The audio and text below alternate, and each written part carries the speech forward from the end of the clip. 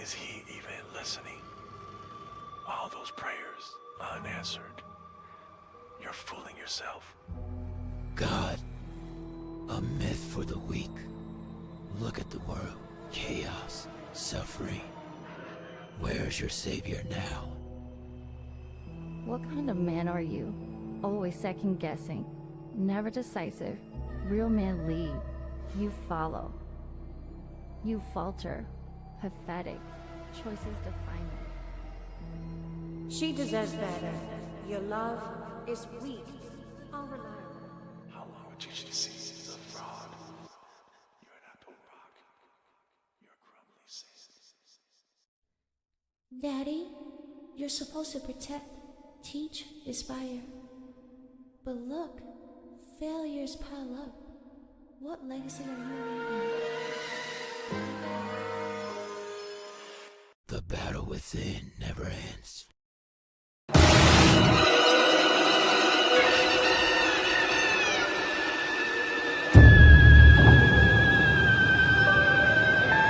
Fight me if you can.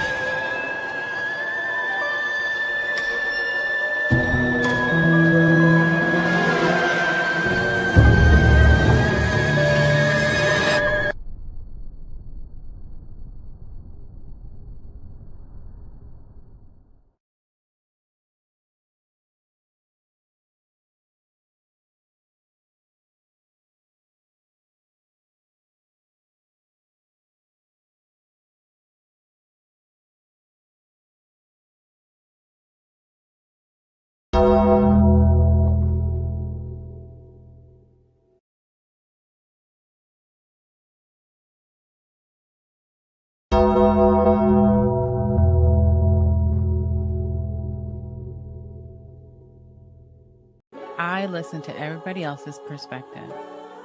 as I try to give mine, I get pushback, cut off, pushback, cut off, pushback, cut off. So I'm just trying to wait so I can at least get my full thought out so that you can at least understand where I'm coming from.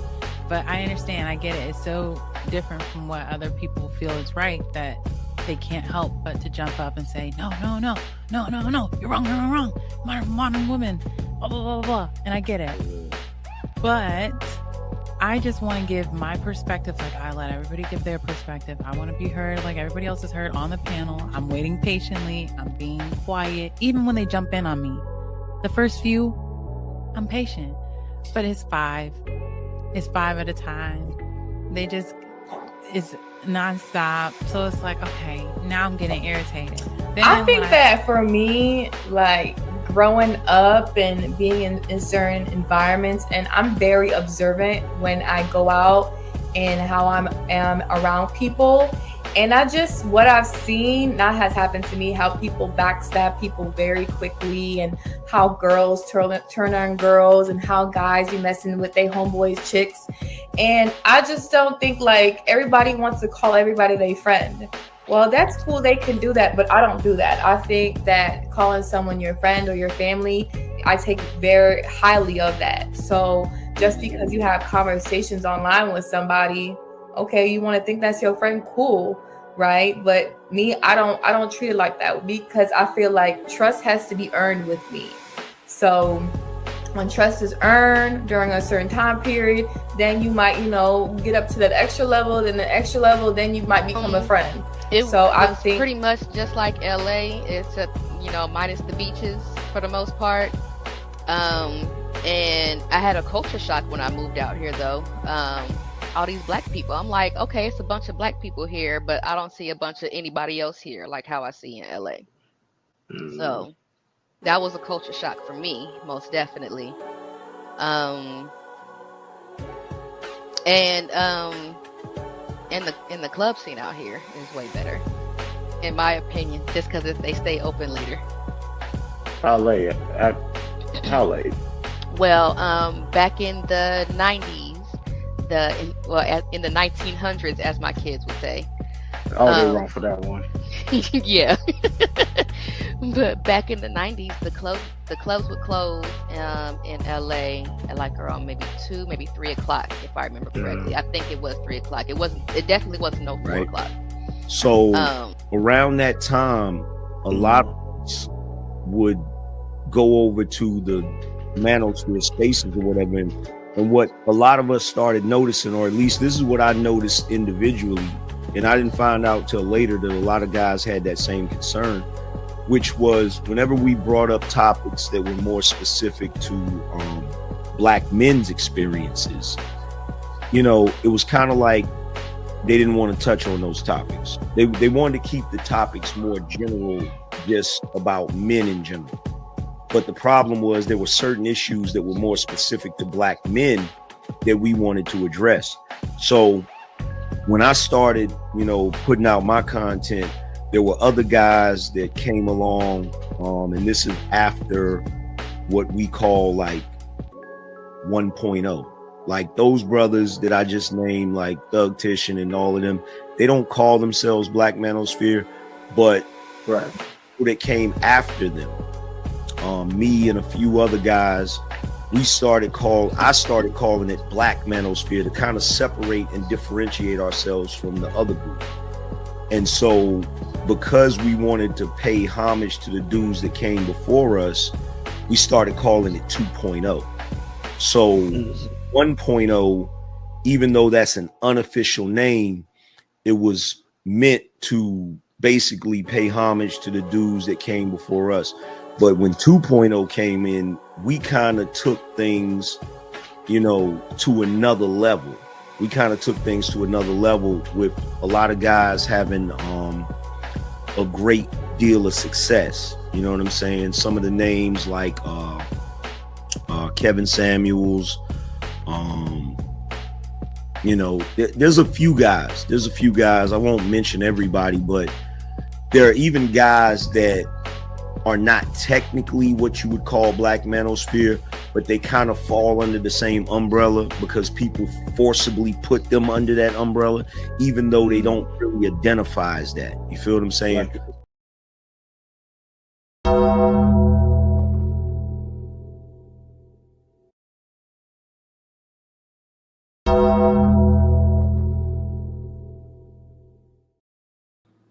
What's going on, y'all? Welcome to another edition of the BTSI show. No, we don't want to hear from you, my brother. Thank you. Welcome to another edition of the BTSI show. Me, host Christopher J. Thank you guys for tuning in. Another day of me being, I know, home. Yeah, where we at? There we go. Got to get the link for my people on Clubhouse real quick. And speaking of which, let these people know that this is a simulcast. All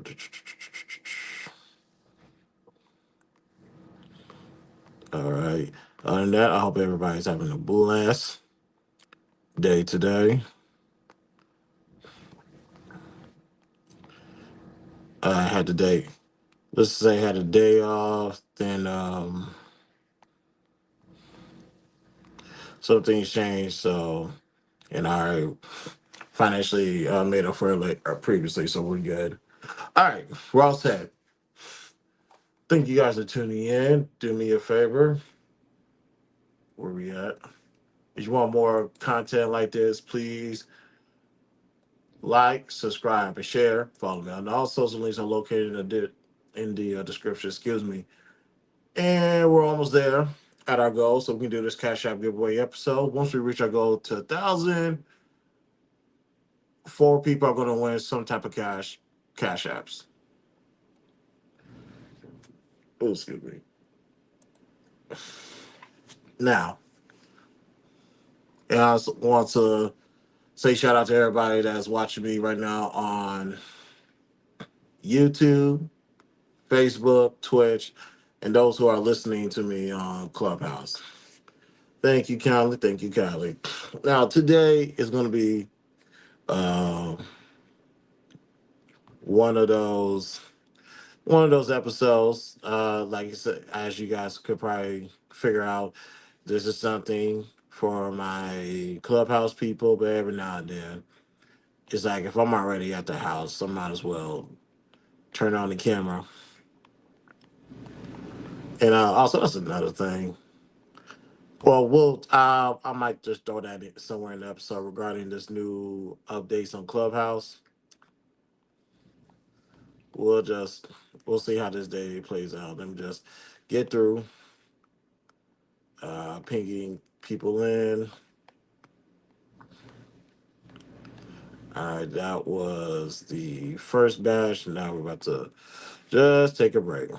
But while I'm doing that, today's episode is going to be the first break. It's going to be the 5 components. Now, there's only a couple of people who has heard me use that language or that wording before when it comes to the 5 components. And one thing I tell people, if you are responsible to play a certain position in the household, in your life, it shows that they're listening to do this when you hyper focus on one thing, but you ignore the others as well. And we're going to go over that today. Because to my surprise, people are still ignoring the other aspects of what their duties are. And I find that to be an issue. Now, I do understand that we all have different foundations, so all responsibility is not going to be the same. I can acknowledge that. But one thing I will speak about is other lanes that exist. And the idea that you didn't know exists is kind of complex, but we're not going to judge. We're just going to introduce a perspective that I know for a fact most people haven't registered because they are failing in those particular lanes. So it's like, let's, instead of keeping this to myself, excuse me, I was like, yeah, I suppose I could just speak on it, especially when you get to the topics later on in the week. But while I'm doing this, I want to take a moment to let everybody know that I have been catching up on my Disney Plus shows, particularly Marvel. Binge watch Your Neighborhood Spider Man. Binge watch Iron Man Born Again, and I just finished what's it called? Ironheart. Yeah. Hey man, that just why y'all ain't tell me? Why ain't y'all tell me? Y'all could have see. I trust people to because people know my life that I'm busy and I can make time for things, but if it's not going to move me, just I rather y'all just keep it to yourself, and I'll just come across it when I can. The things that people rush in my face is stupid shit. When it comes to the good shit, y'all keep it to yourselves. Apparently, I felt like a kid again watching Your Neighborhood Spider Man, especially when it came to episode 9, when Spider Man and Tombstone fought the Scorpion together. I was into this storyline. I was hyped all the way. Now it was a slow build regarding the first episode, whatever. It was a slow build, but it finally started to grow. It started to gain traction. I was like, there we go. This is good writing. I like this. So that was your friendly neighborhood Spider-Man, and I'm saying all this while I'm finishing things on the Clubhouse end. And season 2 come out later on this year, so I can't wait for that shit. Also, when it comes to Daredevil Born Again, you still have the grittiness from Netflix, just better writers on the MCU side. This was great, especially the White Tiger episode, because I was into that court scene and how I was cussing out Murdoch through the phones like, Murdoch, what the fuck are you doing? Why did you pull out that mask on them? Got me all the way into that episode. I was like, dang, they got me. Good job. It was great. The show was great. They didn't have to like I understand the first episode regarding how spoiler alert, oh well, season 2 is coming out later on this month, how Foggy got assassinated. Other than that, you just had Daredevil going through the scenes, and it's like let's not rush it. Let's gradually get him into the outfit. So I'm all for it. And also, is it me or did Wilson Fisk become a likable character?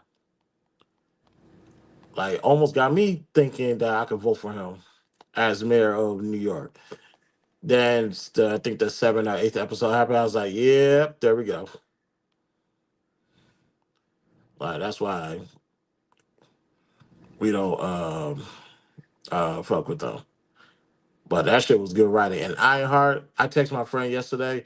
Ironheart was a mixture of the first Iron Man 3, um, Captain America, Civil War, Doctor Strange, the Netflix show Lucifer, and a smudge of Get Out.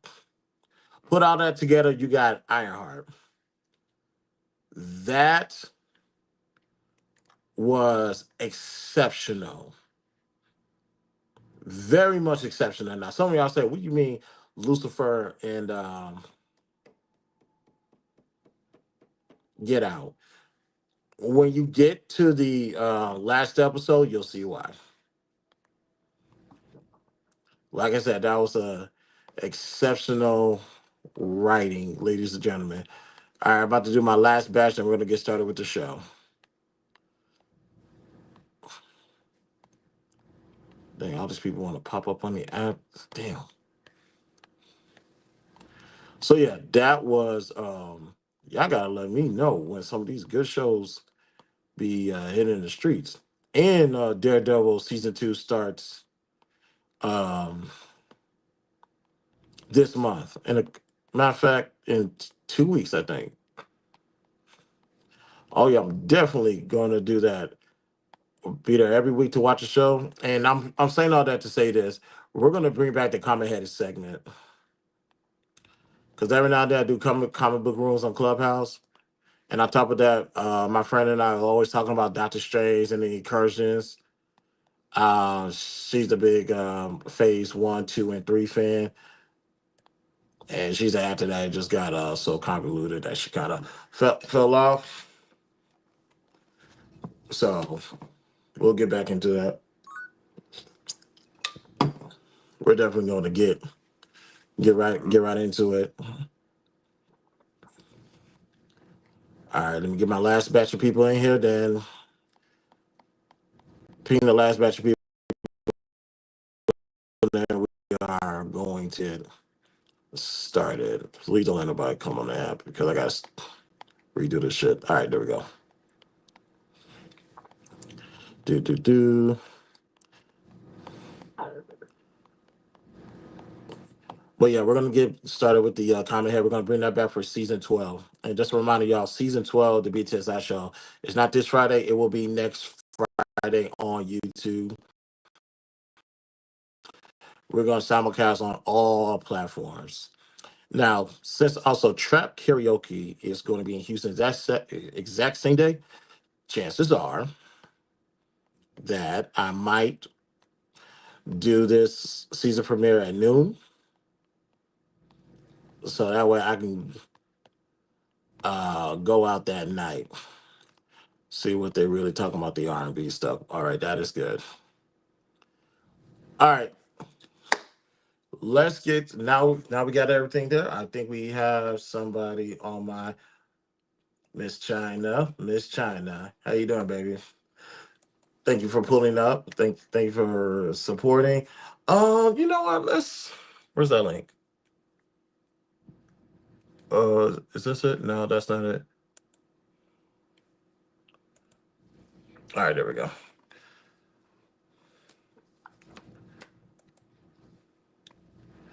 All right, so if anybody on YouTube wants to pull up, the link is right there. Actually, let me do this on my desktop.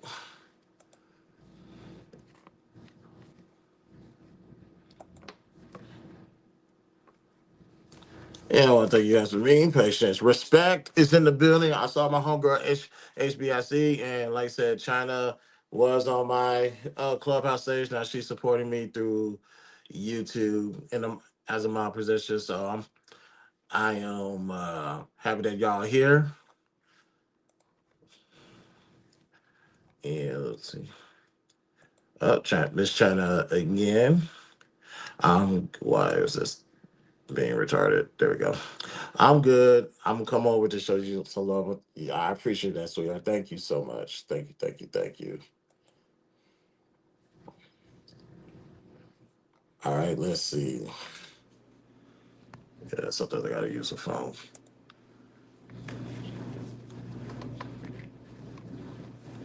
All right, I'm gonna need my YouTube desktop to go a little bit faster. And also, we might review a product. I saw that Apple has a new MacBook for $600 or $700. They said it's just as um, efficient as their other Apple products, other MacBooks. Because Lord knows yeah, for those who know,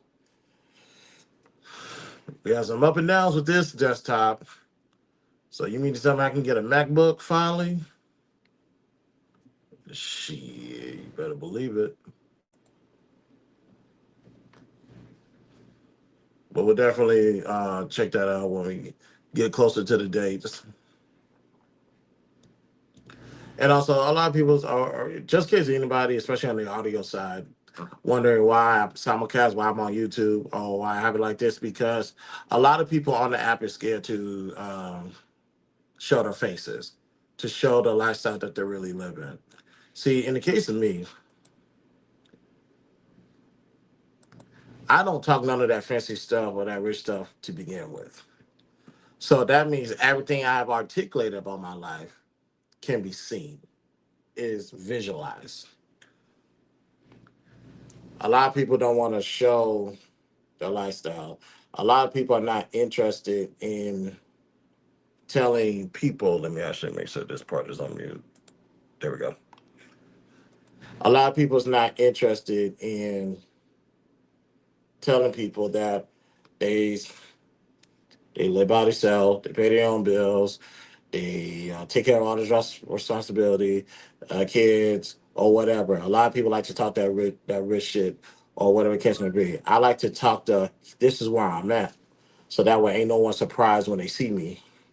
Type of talk. That's where I'm at. That's where I'm with it. That's how that's how I get down, ladies and gentlemen. So yeah, that's pretty much what it is. So we're gonna go ahead and finally get started, ladies and gentlemen. Sorry that took a little bit too long, but don't worry, we here. So before we get started, let's get into some quick hits, shall we? So first news, first batch of news. Okay, go a little bit faster. Thank you. All right, so we all been hearing talks about Stephen A. Smith running for president, or the rumors of him running for president in 2028. Kay Slay, interesting person I would love to talk to after quick hits. So if you can come up, I would greatly appreciate it. So Stephen A's talked about running for president in 2028. And I know that's been hey baby, and I know that's been one of the tops stuff in the rumor mills. Now, when he went on Sean Hannity's show to speak about the ideas of him running, or was challenged about that, ladies and gentlemen, here, let's get this closer. Here is his reply.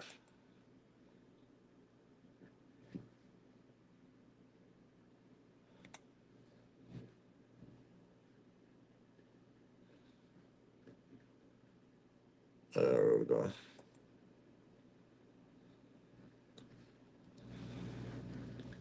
Question. Yeah.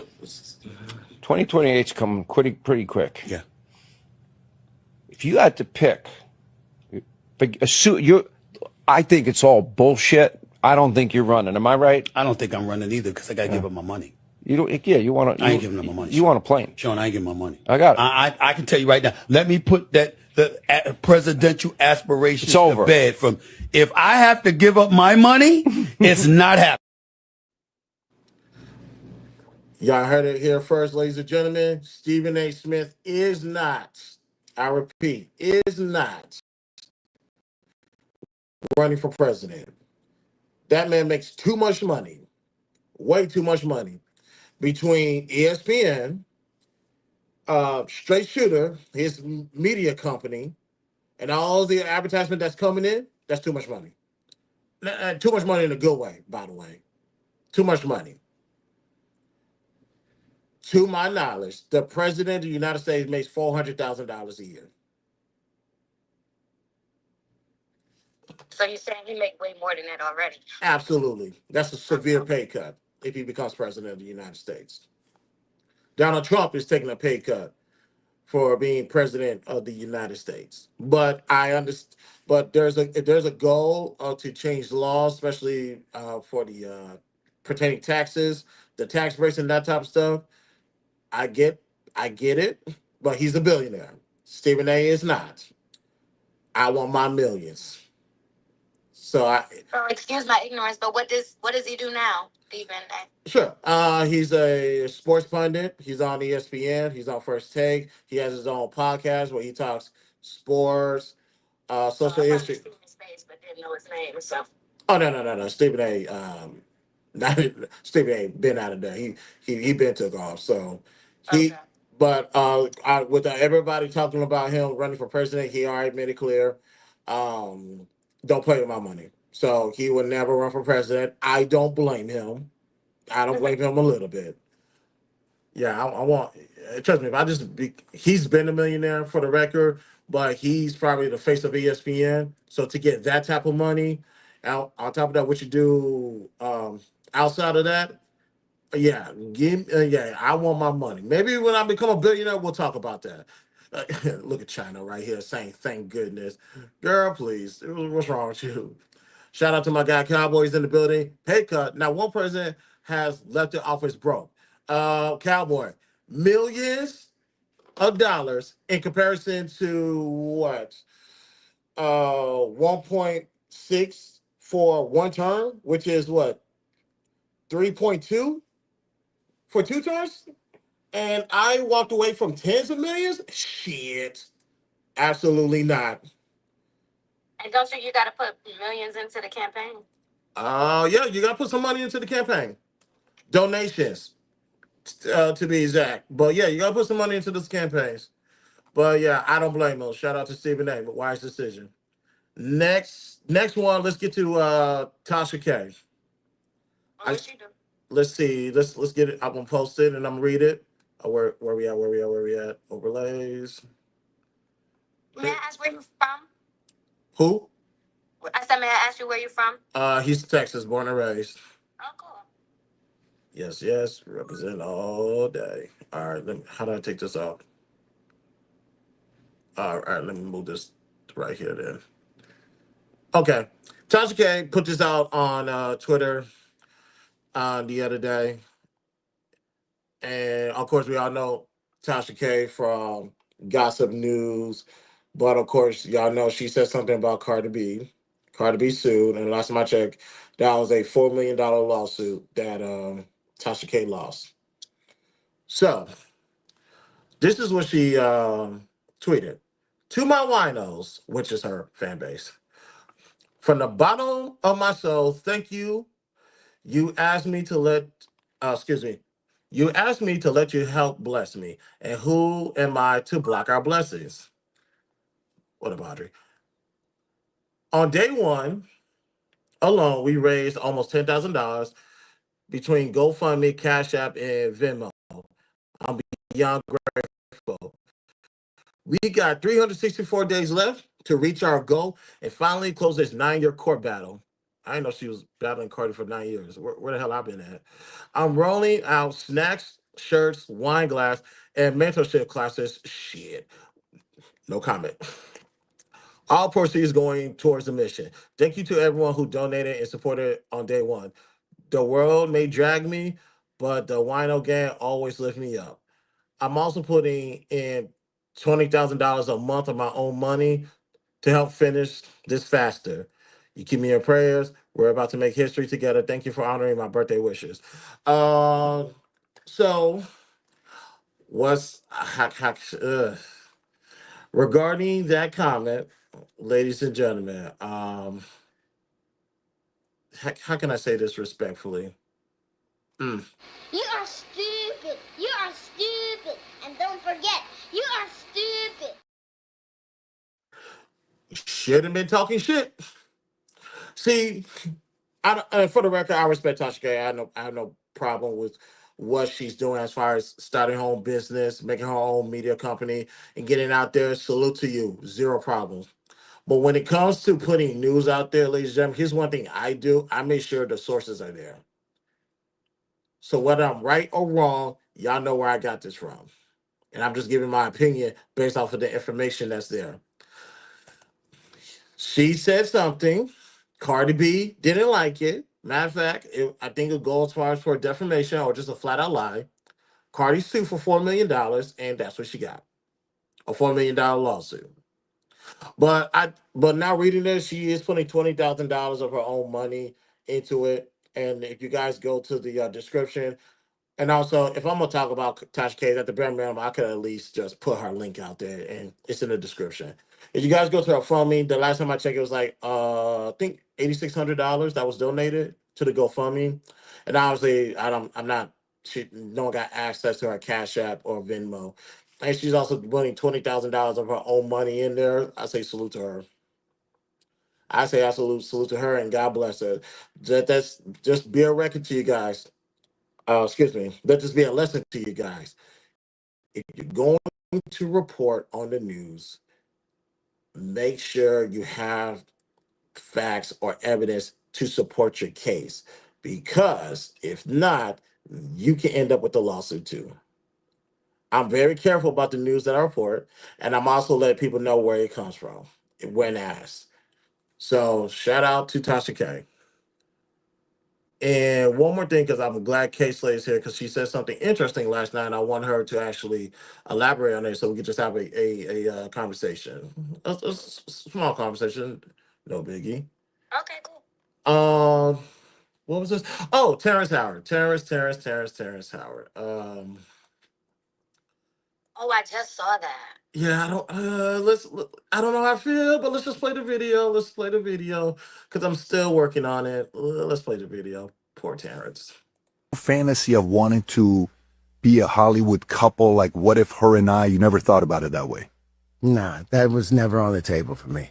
You see Jay-Z with Beyonce. You see these couples where it's like, I had a chance to date Beyonce, early on, and we had a conversation, and I ended up talking to the other girl inside of, Destiny, the girl with the blue eyes. And I remember Beyonce looking over at me, and I think that's why she picked me to do that dance when she did the kind of striptease dance that we did at the BTS or whatever, to show me what I had lost.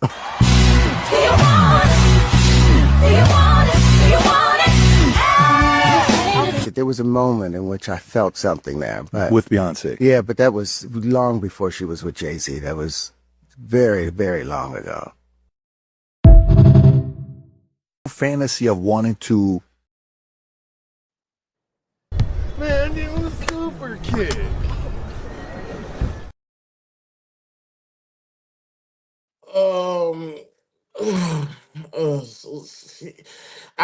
I guess I'm trying to see, was this information warranted?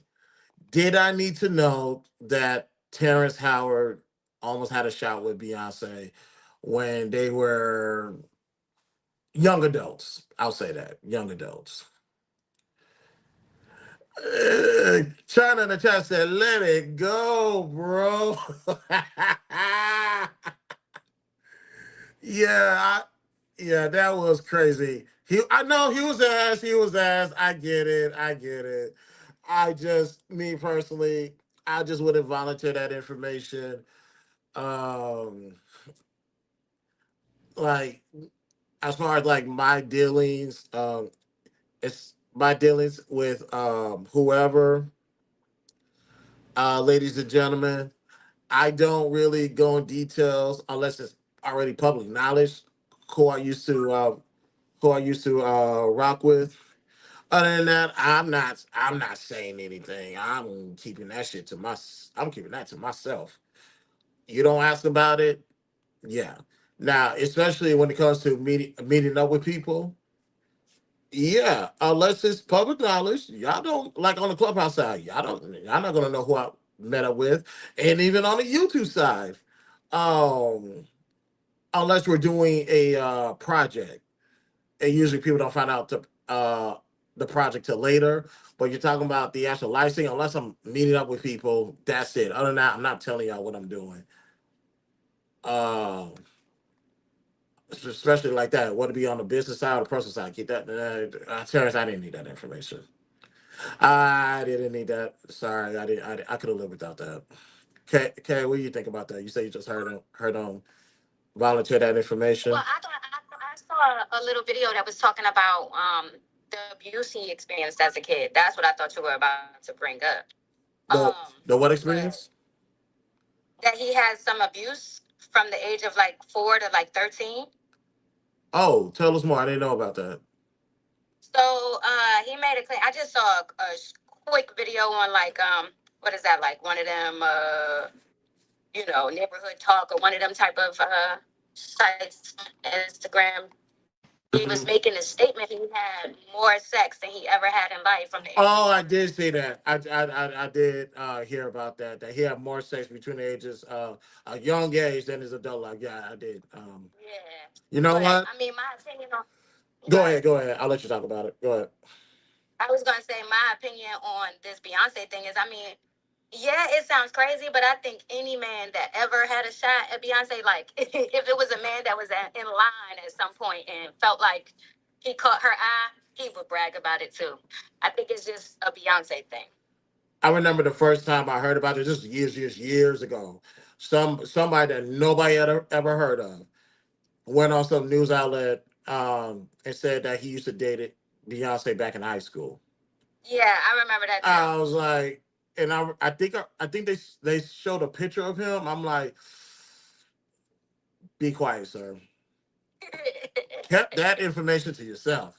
But it's interesting. But the comment about him having sex, you know what? That is a conversation worth having. Maybe not today, but we need to have that conversation about men.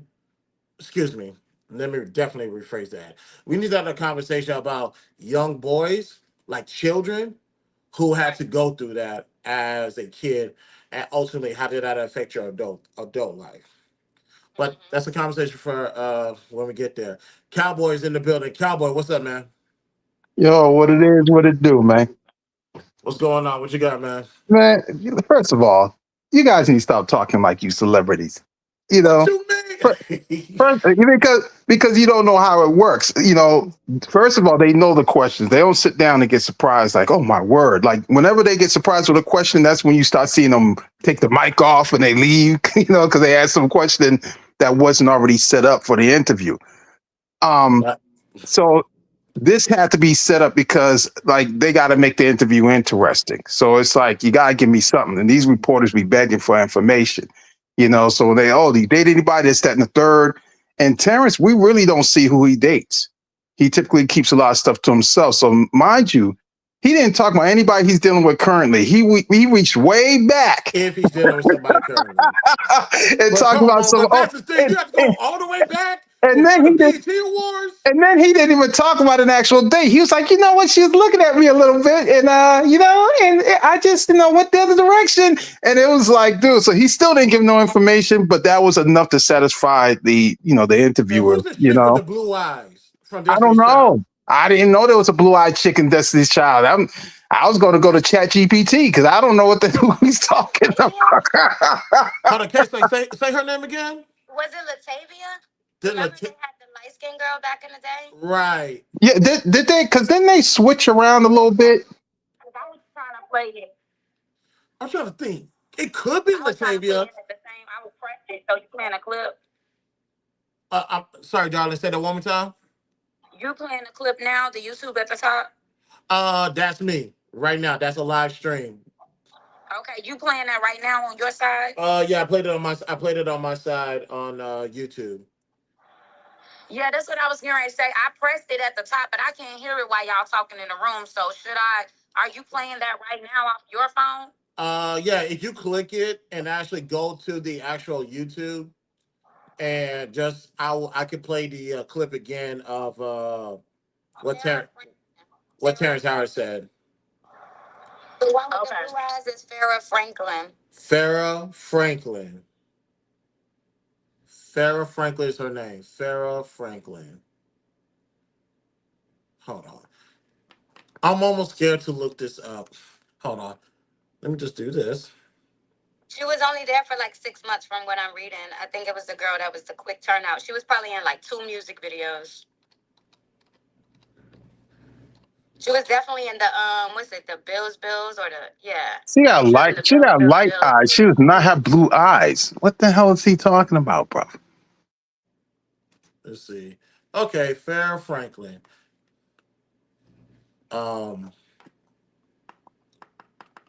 do I say this and not get canceled at the same time? Although I don't care about getting canceled. Yeah, she got light colored eyes. She don't have no blue eyes. That's what really sent me. I was like, blue eyes. Like I would have remembered that. Okay, I'm going to. Okay, I think I'm gonna play two videos. I'm gonna play this first video right here, You are stupid. You are stupid. And don't forget, you are stupid. and a little bit of foot to your jaw. Man, you super kid. Uh, bruh, man, you chose her over Beyonce. We need Why you not? to Why not? get on the. I'm go. Goodbye. I almost ended this damn stream. What, dude? What? Why not? Brother, every man's got his own thing. What did she? Okay, You boy, acting like I I don't know, got man. some But things to but you say so you about light skinned men and their lack of discernment, but I am wow, going you to made a save light skin that for thing. another day. I am going to save that for another day. Woo! We're Yo, going. well, hold on, Chris, man. How you gonna judge another? You can't tell another man what to like and what not to like. Body language, because we weren't there. You ain't never met Beyonce in real life. You was looking at images, right? But I'm gonna tell you something, man. People look different in real life. And her body language, whatever, maybe the way she smells. There's a lot of different things that attract us to a woman. You know. Listen, I'm not the biggest So Beyonce. so I'm so not. all men should choose Beyonce over everybody else in Destiny. I mean, a lot of us like Kelly over Beyonce. So I I mean, don't what mind do Kelly. Kelly's a great option. If you choose Kelly Rowland over Beyonce, nobody's gonna be mad at you for that. I don't know. Nah, don't say nobody. Some people are. Yeah, let them be mad. That chocolate goddess. Fuck you mean shit. Let me calm down. Let me calm down. He's like, let me calm down. Shit. Oh, on a side note, A Marie is she's newly single, so that's the thing. I wish he had a body. Stop. Stop. Stay focused. Ladies and gentlemen, that was quick hits. Okay. Let's actually, this is the BTSI show. I'm your host, Christopher J. Thank you guys for tuning in. We're going to actually take a detour real quick. Cowboy, mute your mic because I know how you are with conversations like this. I want to talk to K-Slay real quick. K-Slay, you there, sweetheart? All right, so let me make sure this is turned all the way up. Make sure we can hear you. China, can you, K-Slay, do a mic check real quick? Mic check. Okay. Yeah, yeah. Just fix the volume. It's a little bit, but I think you're good. So I want to have this conversation. K-Slay brought up an interesting perspective the other night that dare I say it rattles a lot of people's cages. See, I'm open to hearing something different, even something that is far left, as long as you're able to properly substantiate it. We'll give it a shot. Now, K-Slay, do you want to do you want to tell people what's your thoughts on people who are hypersexual, or do you want me to say it?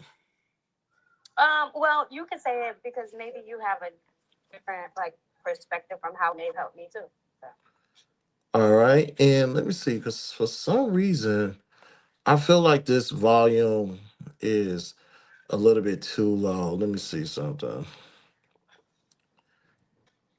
Okay, let's keep it. Let's put it on high. Okay. Okay. All right, let's do that. Okay, so ladies and gentlemen, K-Slay brought. We was shout out to Starscream. We was in his room last night. She made a comment about the idea that men men who are hypersexual are homosexual. Men who are hypersexual is homosexual. That is a K-Slay quote, not a Christopher Joseph Aguirre quote. All right, just making sure because they were like, Chris, what the fuck you say? Not a damn thing. This is not my take. So I want you to expound on the idea that um men who are hypersexual is homosexual. I want you to tell me the where does this ideology come from and how did you get to that conclusion? one, it started from me just being interested in DL, right? People that hide their sexuality. And so I started following different pages on Instagram, and there's a guy on there, the DL Whisperer, where he has made a whole handbook on how to tell if someone's DL because he has experienced DL relationships for like the past 10 or 15 years. And some of the main points of it is hypersexuality and lack of sexual control. And when we look at some of the people that have been exposed in the past, those are, or even rumored to be, undercover, those are some of the things that they actually have. They've slept with a lot of women, they have a lot of babies. You know what I mean? Like they don't have a value on sex. So it's not to say that all men that are hypersexual are, homosexual, but it is to say that it's more likely than not. Okay, so just to clarify, because the men's thirst to have sex on an extreme level, way above the norm, presents the possibilities of them being gay, correct? Yeah, I mean, there are, of course, there's other factors, but I think that that is a main component. Okay. What are the other factors that can be combined with that component? It could be someone that is very short-tempered.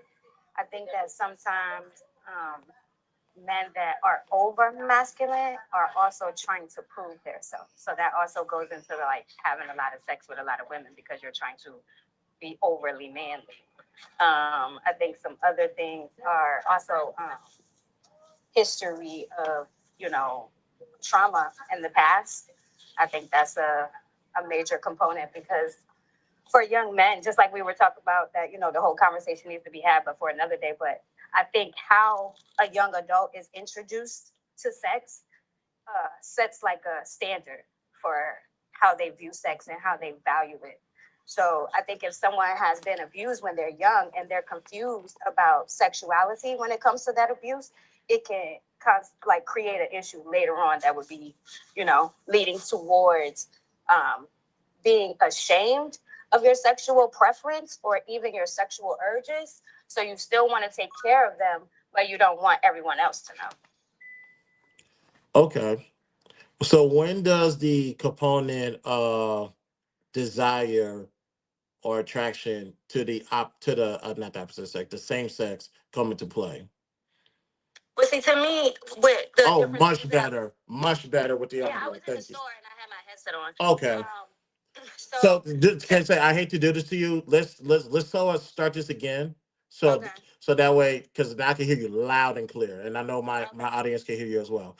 So now you do believe that men who are hypersexual does show signs of being homosexual because of their sex drive and the urge is just to just not to only have sex with women, just to have sex in general, and they'll have sex with anything that includes men. Correct? correct, correct. Okay.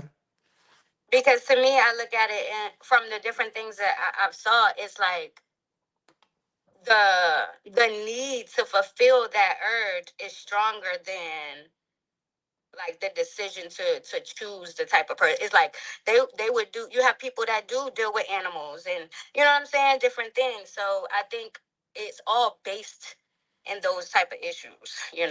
Childhood traumas, trying to like keep down your actual urges and ashamed of actually feeling them. Um, yeah, I think it's like one of those nurture things. I think even if the thought was there, but you had confusion on how to figure out your sexuality, I think you would, be ashamed and want to be closeted. Okay. So what? So let's test that because I get what you're saying. I don't agree with it, but I do understand what you're saying because I wanted to make sure I understood.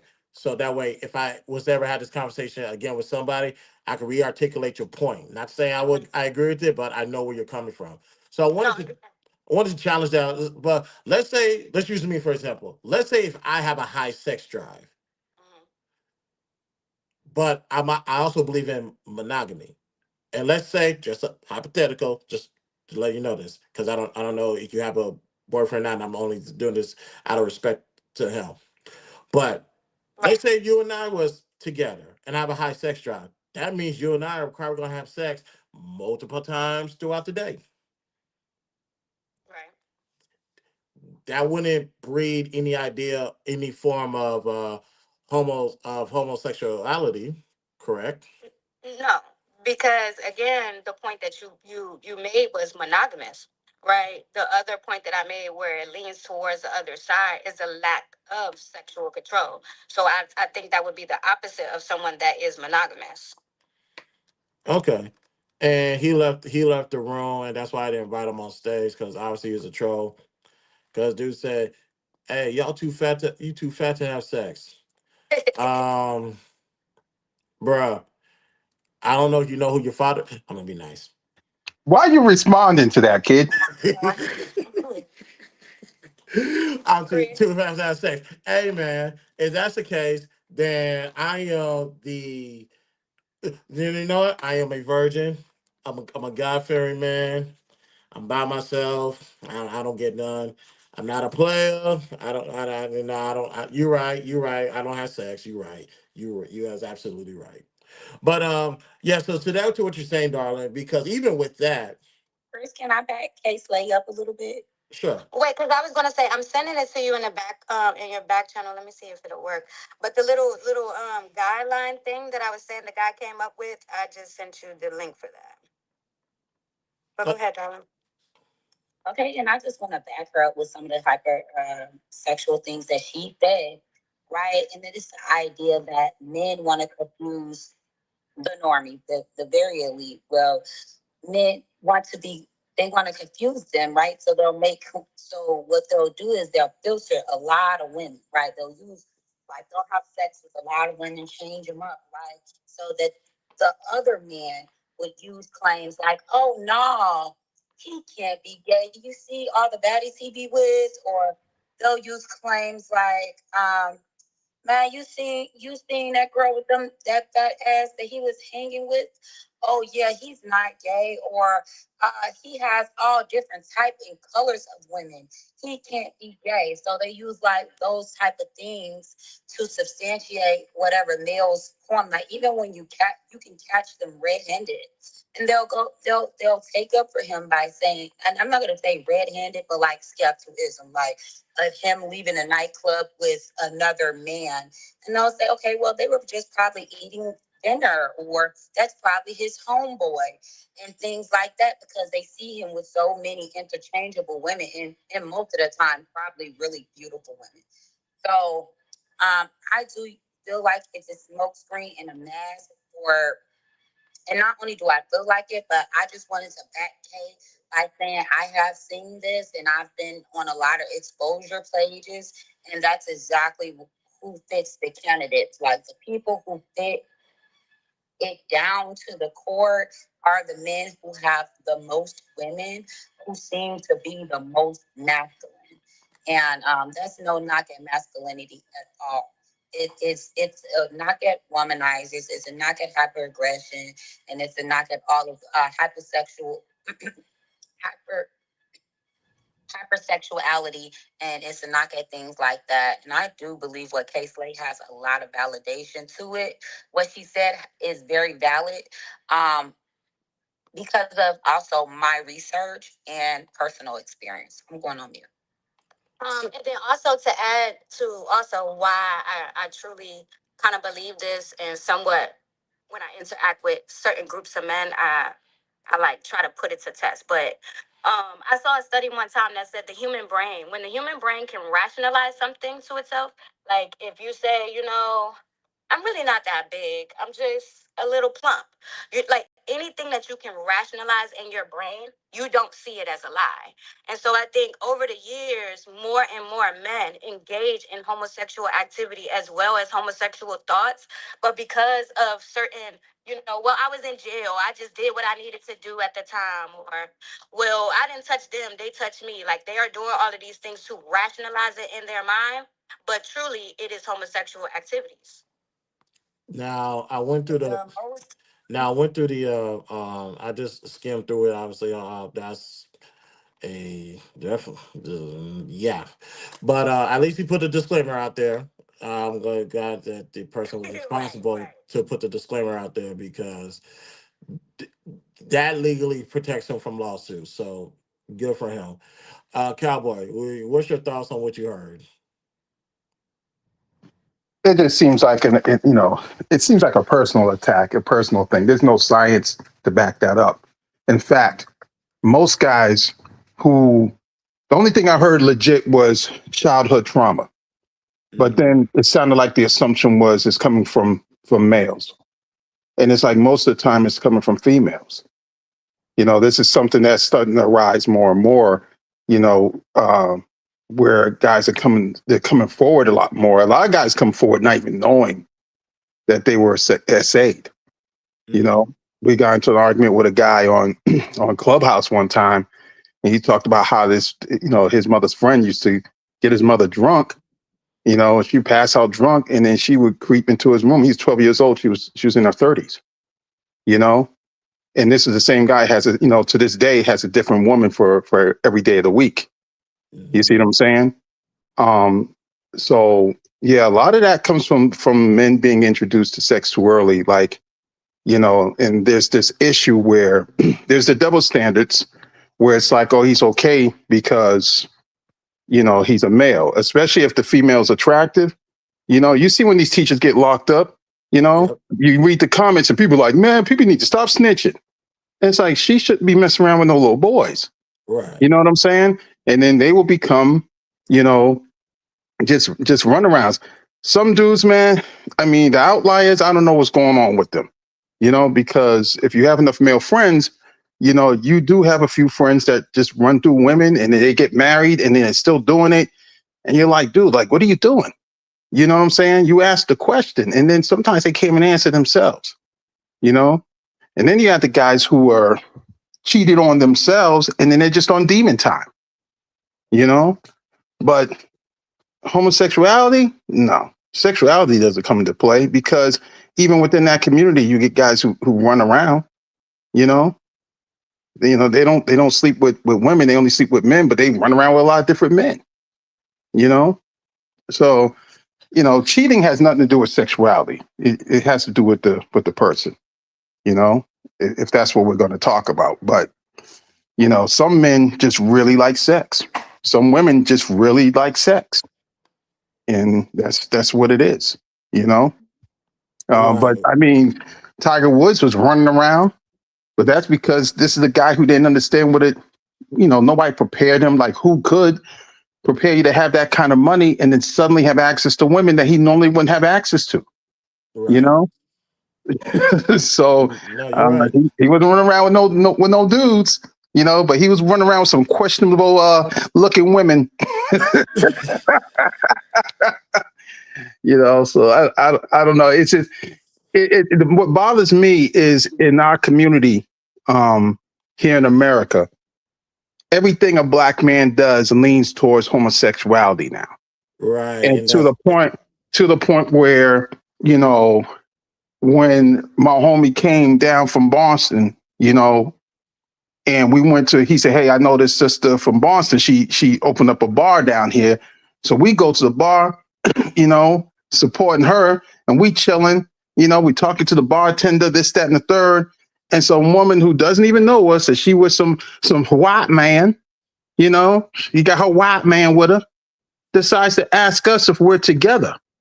And I didn't know what the hell she was talking about. I said, well, we drove separate vehicles to get here, but we met here and we're hanging out together.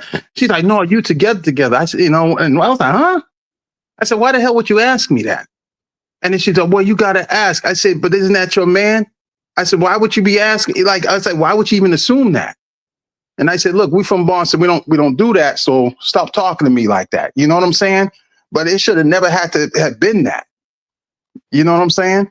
It's just, you can't do nothing. You drink from a straw, you gay. And if you do this, you gay. And, you eat a popsicle, you gay. And it's just like, okay, it's just on and on and on and on. And our community wasn't like that. We didn't worry about those things back in the day. Right. And also when it comes to the attire, it's interesting because now that when it comes to fashion, people are starting to transition back to how they used to dress in the late 80s, early 90s. Like you go watch I don't watch know because I saw a video of a dude with his sagging pants and he had on lace underwear under the sagging pants. It's all ga- right, it's yeah, it, that's it's game it's game over. They're already wearing the YSL belts. I don't know what's going on, man. I'm older, so I don't know. yeah, that's good. Okay, Slay. Okay, so even with that being said, do you think like they say the easiest way to hide something is to put it in plain sight? And so on my end, as a black woman, when we look at numbers of STDs and STIs, is coming from black women that are heterosexual having sex with black men. So I mean, sometimes there is a few numbers that do support this idea. And then on top of that, what's concerning is the actual straight men that don't see this as an issue. I understand how people can look at it as an attack on black men that like, oh my God, everything you do is gay. I get that side of it. That's why sometimes I'm kind of choosy with who I tell the perspective to. But when I think I'm around some of the men that are doing it, I definitely say it. But I also feel like I think that the straight men that are very masculine and secure in their sexuality are choosing to ignore it and act like it's not an issue, and it's somewhat like gaslighting women like it doesn't exist. When they say it doesn't exist, exactly what the STD rates? DL men, and that there are a lot of men that are not only DL but they are closeted homosexuals, or you know what I mean, like they're in relationships with women and they are not making it clear that they are both attracted to men and women. Yeah, those men. Those. Go ahead, darling. Yes, and I love what you said, K Slade, because what we're missing is we're talking about a set subgroup of men, right? We're not talking about all homosexual men or all men who are hypersexual being homosexual. We're talking about a subgroup of men who happen to be DL and hypersexual at the same time, right? And I can prove it. So, Kay, to what you're saying, those men. Are you gonna let me prove it? I was gonna read something to y'all because I wanted to prove it real fast. Go ahead. Right. Okay, so I'm gonna prove this from this text I am reading, right? The down low subgroup. Research indicates that some down low men, defined as men who have sex with men, MSM, but identify as heterosexual, do engage in secretive, high risk sexual behavior. However, these men constitute as a specific subgroup, not the majority of hypersexual men. I'm going to mute. Okay, so we know that those type of men who engage in those activities exist. Now, the only time I hear us men say that bisexual men don't exist is only because we're calling them gay. What are they just? No. See, again, that's where I think the confusion comes in because bisexual is a certain thing, and there are men that do identify themselves as such. That is correct. Right?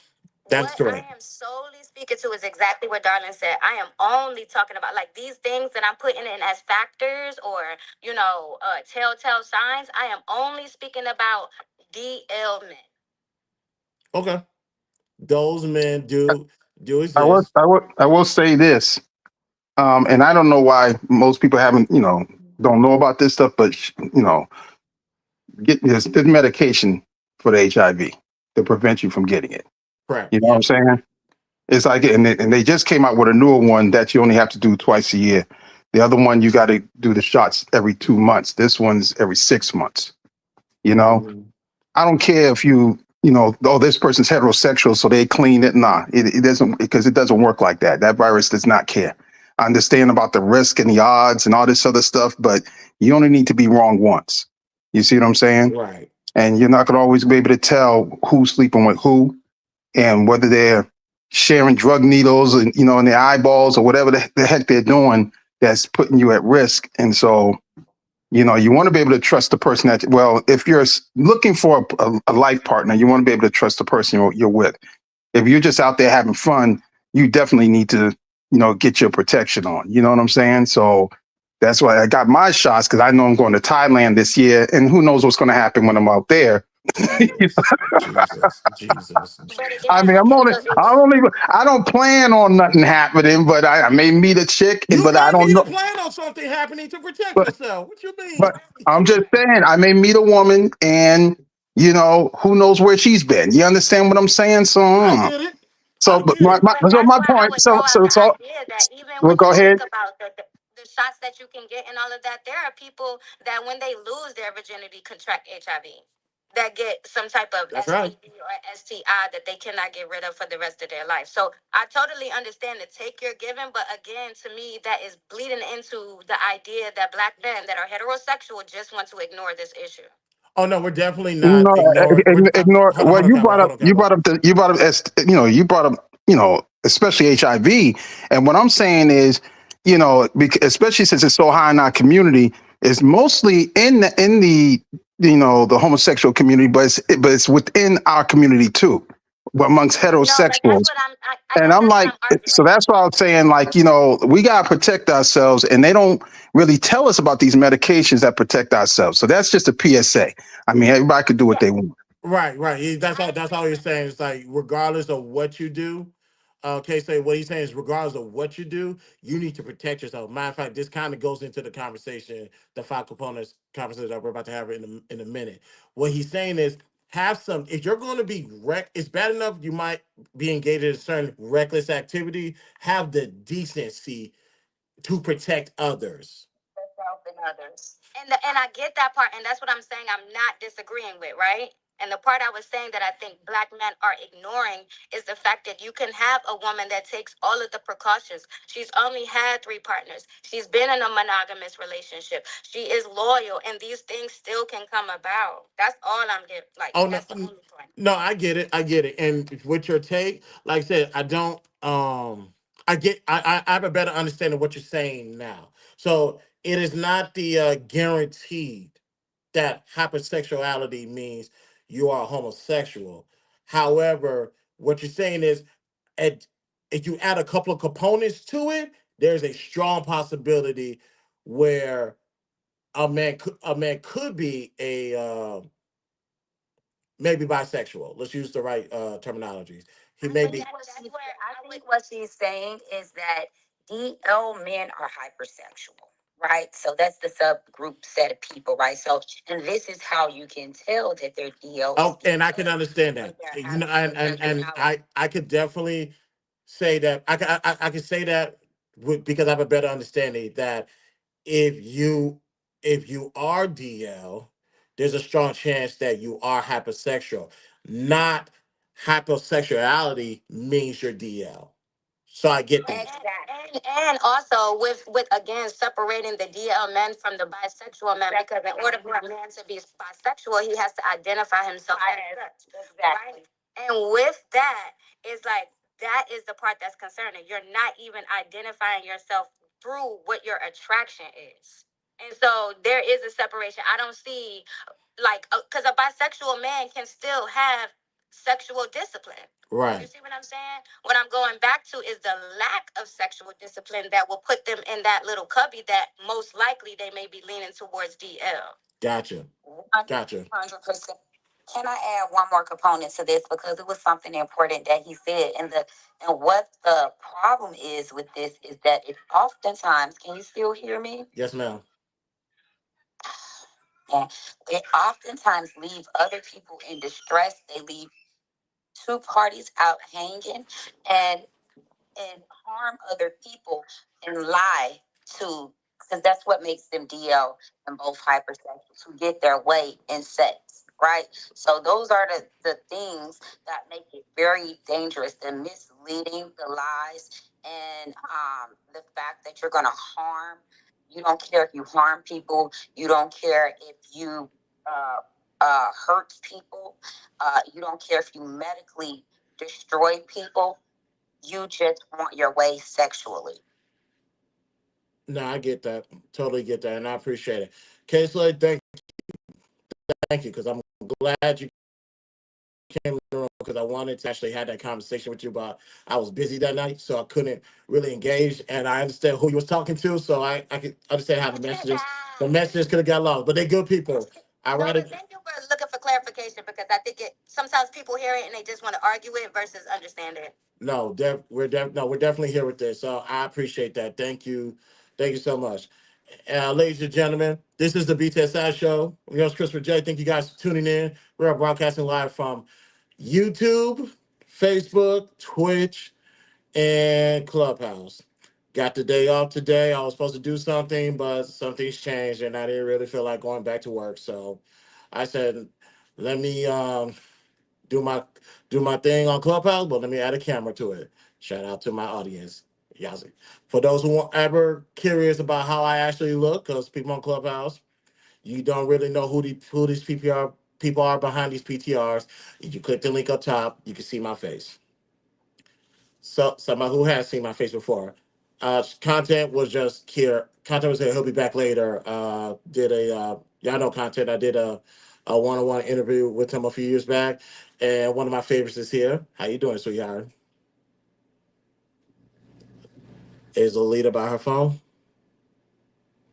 No, she's not. And I know she's gonna be about like, how come I ain't shout you out? I did. You was not here, sweet baby.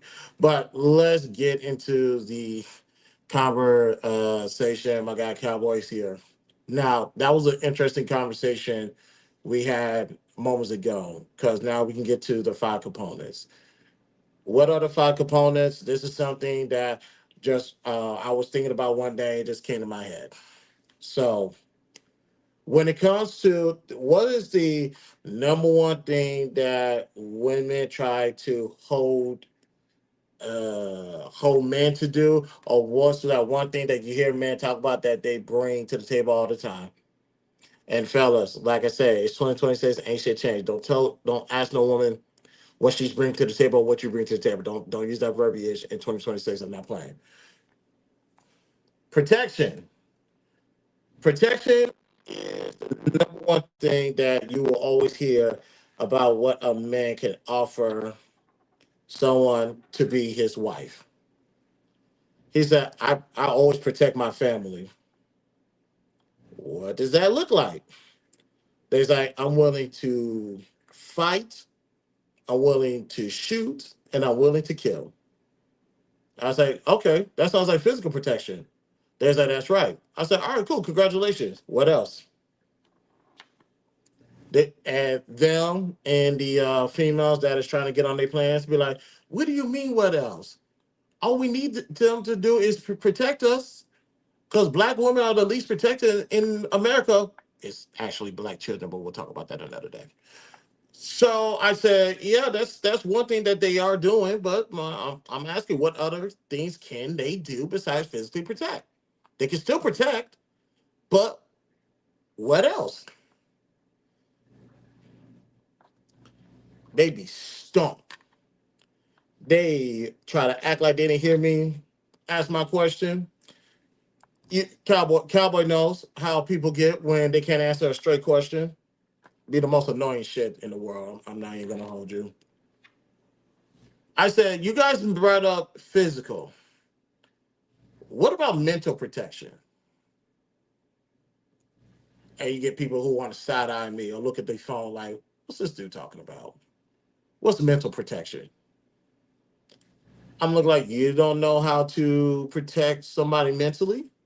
There's no such thing. I said, do you know how to mentally protect yourself? They was like, what are you talking about? I was like, oh, you're lacking. I was like, you're strong, you're severely lacking. I tell people, when it comes to protection, even when it comes to abuse, there's five components: physical, mental, emotional, spiritual, and financial. Those are your five components. How do you physically protect somebody with those? Oh, excuse me. How do you protect yourself or your significant other with those five components? Word is in the building. What's good, word? Yo, what's the word? Chilling, man, chilling. So physical protection is easy. I think we can all agree to that shit. No. As in, what does physical protection look like? Not that you can do it, but you know what it is. Yeah, you know what it is, and I would say that a lot of men, those five components that you're breaking it down, but a lot of guys are doing it, they're not thinking about it. Every time they give advice or something of that nature, hey, maybe that's not your friend, or you know Yeah, all those are forms of protection, but no one's, really breaking it. Well, I don't say no one, because I'm sure some psychologist somewhere has broken it down too. But um, typically, people are not thinking about it like that. Then no. Okay, can you hear me now? Yeah, I have to mention because I think you had a lot of feedback on your microphone. So you can come off mic and try it again. Let me see if it works. No, something's wrong. All right, go ahead, just do a reset and come right back. So with that, is we can all identify what physical protection looks like for the most part. Whether we can do it or not is a conversation for another day. But we all know what it looks like. What is mental protection? How do you highlight mental protection? Because before you can protect somebody, you need to learn how to protect yourself. You have to physically protect yourself. That's easy. I will hope that's easy. Learn how to fight, know how to fight, defensive maneuvers. You need to use a weapon. What you got to do? Physical protection. Easy. Mental protection. You understand that there are certain images, certain words that that can be stuck in one's brain, and it's hard to get rid of, especially by yourself. You might need to go get some external help with that as an option. But as far as mental protection, it's all about making sure the premises of your brain are not being compromised by things that can affect everything else about you. You need to be on one's A game. Your brain has to be right. Your mental needs to be on point. A lot of people have trouble doing that, especially when they go into these rooms on Clubhouse, when they go to these channels on YouTube, ladies and gentlemen. Some of the things that is being said, that is being articulated, or being displayed, can affect one's brain easily. And that transitions to the third one, which is emotional. Your heart, what happens in the brain transitions to the heart. Ladies and gentlemen. For example, there was some dude in the chat that said, I'm too fat to have sex. Cowboy will be right back. By the way, let me do this. There we go. Yeah, someone said I'm too fat to have sex. That stuff doesn't bother me. I'm not gonna let that emotionally get me out of whack because number one, guess who loves themselves? First, God loves me. Let me get that out of the way. That's number one. Scream Lord. Number two, I love me. And quite frankly, if I had those two right there, there's nothing that can emotionally take me off my game. There's nothing you can say that's gonna get me off, especially about oneself. Something's wrong there. It's all good, bro. I'll bring you back up when you're ready. So on that format, I'm good. On top of that, there's people who actually like how I look from head to toe. I'm not gonna mention no names, but there's some people who likes how I look from head to toe, according and amongst other people's as well. Just throwing that out there. So clearly, I'm not too fat to be doing anything. I'm not too fat to be doing anything. I can get anything I want done with my size like this. So sucks to be you, my boy. Shout out to the skinny people who don't get the results that I have. You know what? Let me be nice. I'm gonna keep it moving. I'm sorry.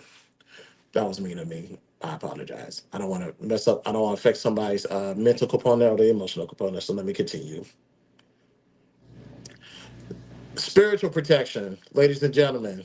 Spiritual protection. You're not going to compromise my spirit. You're not going to compromise my belief system. You're not going to compromise my foundation. Okay, Cowboy made it back. Good. And because I'm A1 in that, that is protected by God, the Father, the Son, and the Holy Spirit. God already got me. And as long as I follow by that, I'm good. That is protected. And the last thing, financial protections. How do you protect somebody financially?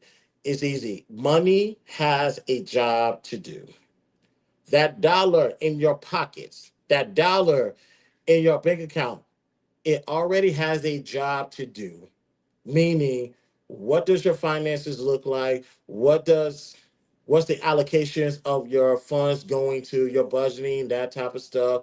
You make money, you put it to work. El Jefe is on the stage. What's good, my brother? How you feeling? And that's how you handle money. This right here that you see as my backdrop on YouTube, which is just my living room, by the way. Just throwing that out there.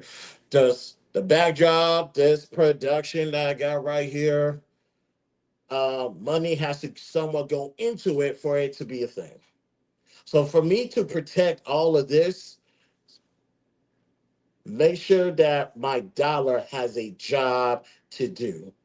I have $5,000 of expenses, which means I need to put $5,000 to work. Go go pay the rent. Go pay that car note. Go do this. Go do that. Go put money to the side so you can start traveling. Just that's the idea of financial protection. Now, when you add all of these up, now you have the full level of protection of oneself.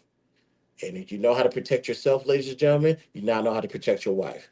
You now know how to protect your husband. You now know how to protect your children. You now know how to protect the remainder of your family. You know how to protect your community, so on and so forth. Protection, ladies and gentlemen, is just not physical, mental, emotional, spiritual, financial. And just like that's on the protection side, abuse on the opposite side. I can physically abuse you. I can mentally abuse you. I can emotionally abuse you. I can spiritually abuse you by attacking your belief system and your foundation. And financial, forget about it. You already know what time it is. Those five components that can protect you can also be your downfall. Ladies and gentlemen.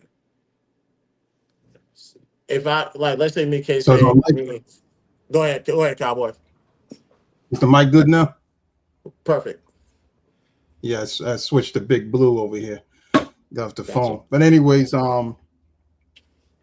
yeah, a lot of people, they just go about their business. They don't. It's not like you got a whiteboard up and you're checking things off to make sure that did I do this protection and did I do it today or whatever's going on.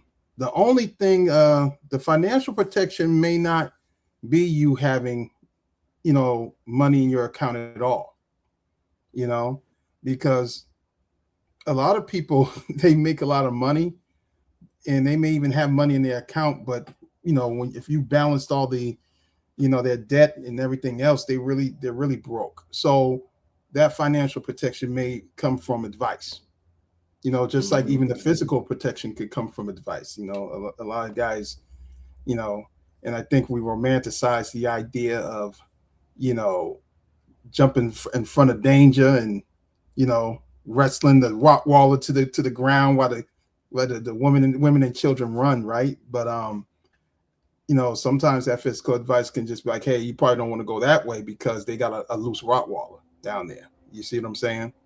And that's a form of protection too. So um, the only reason I'm kind of going against the financial part a little bit is because I think a lot of dudes focus on it too much.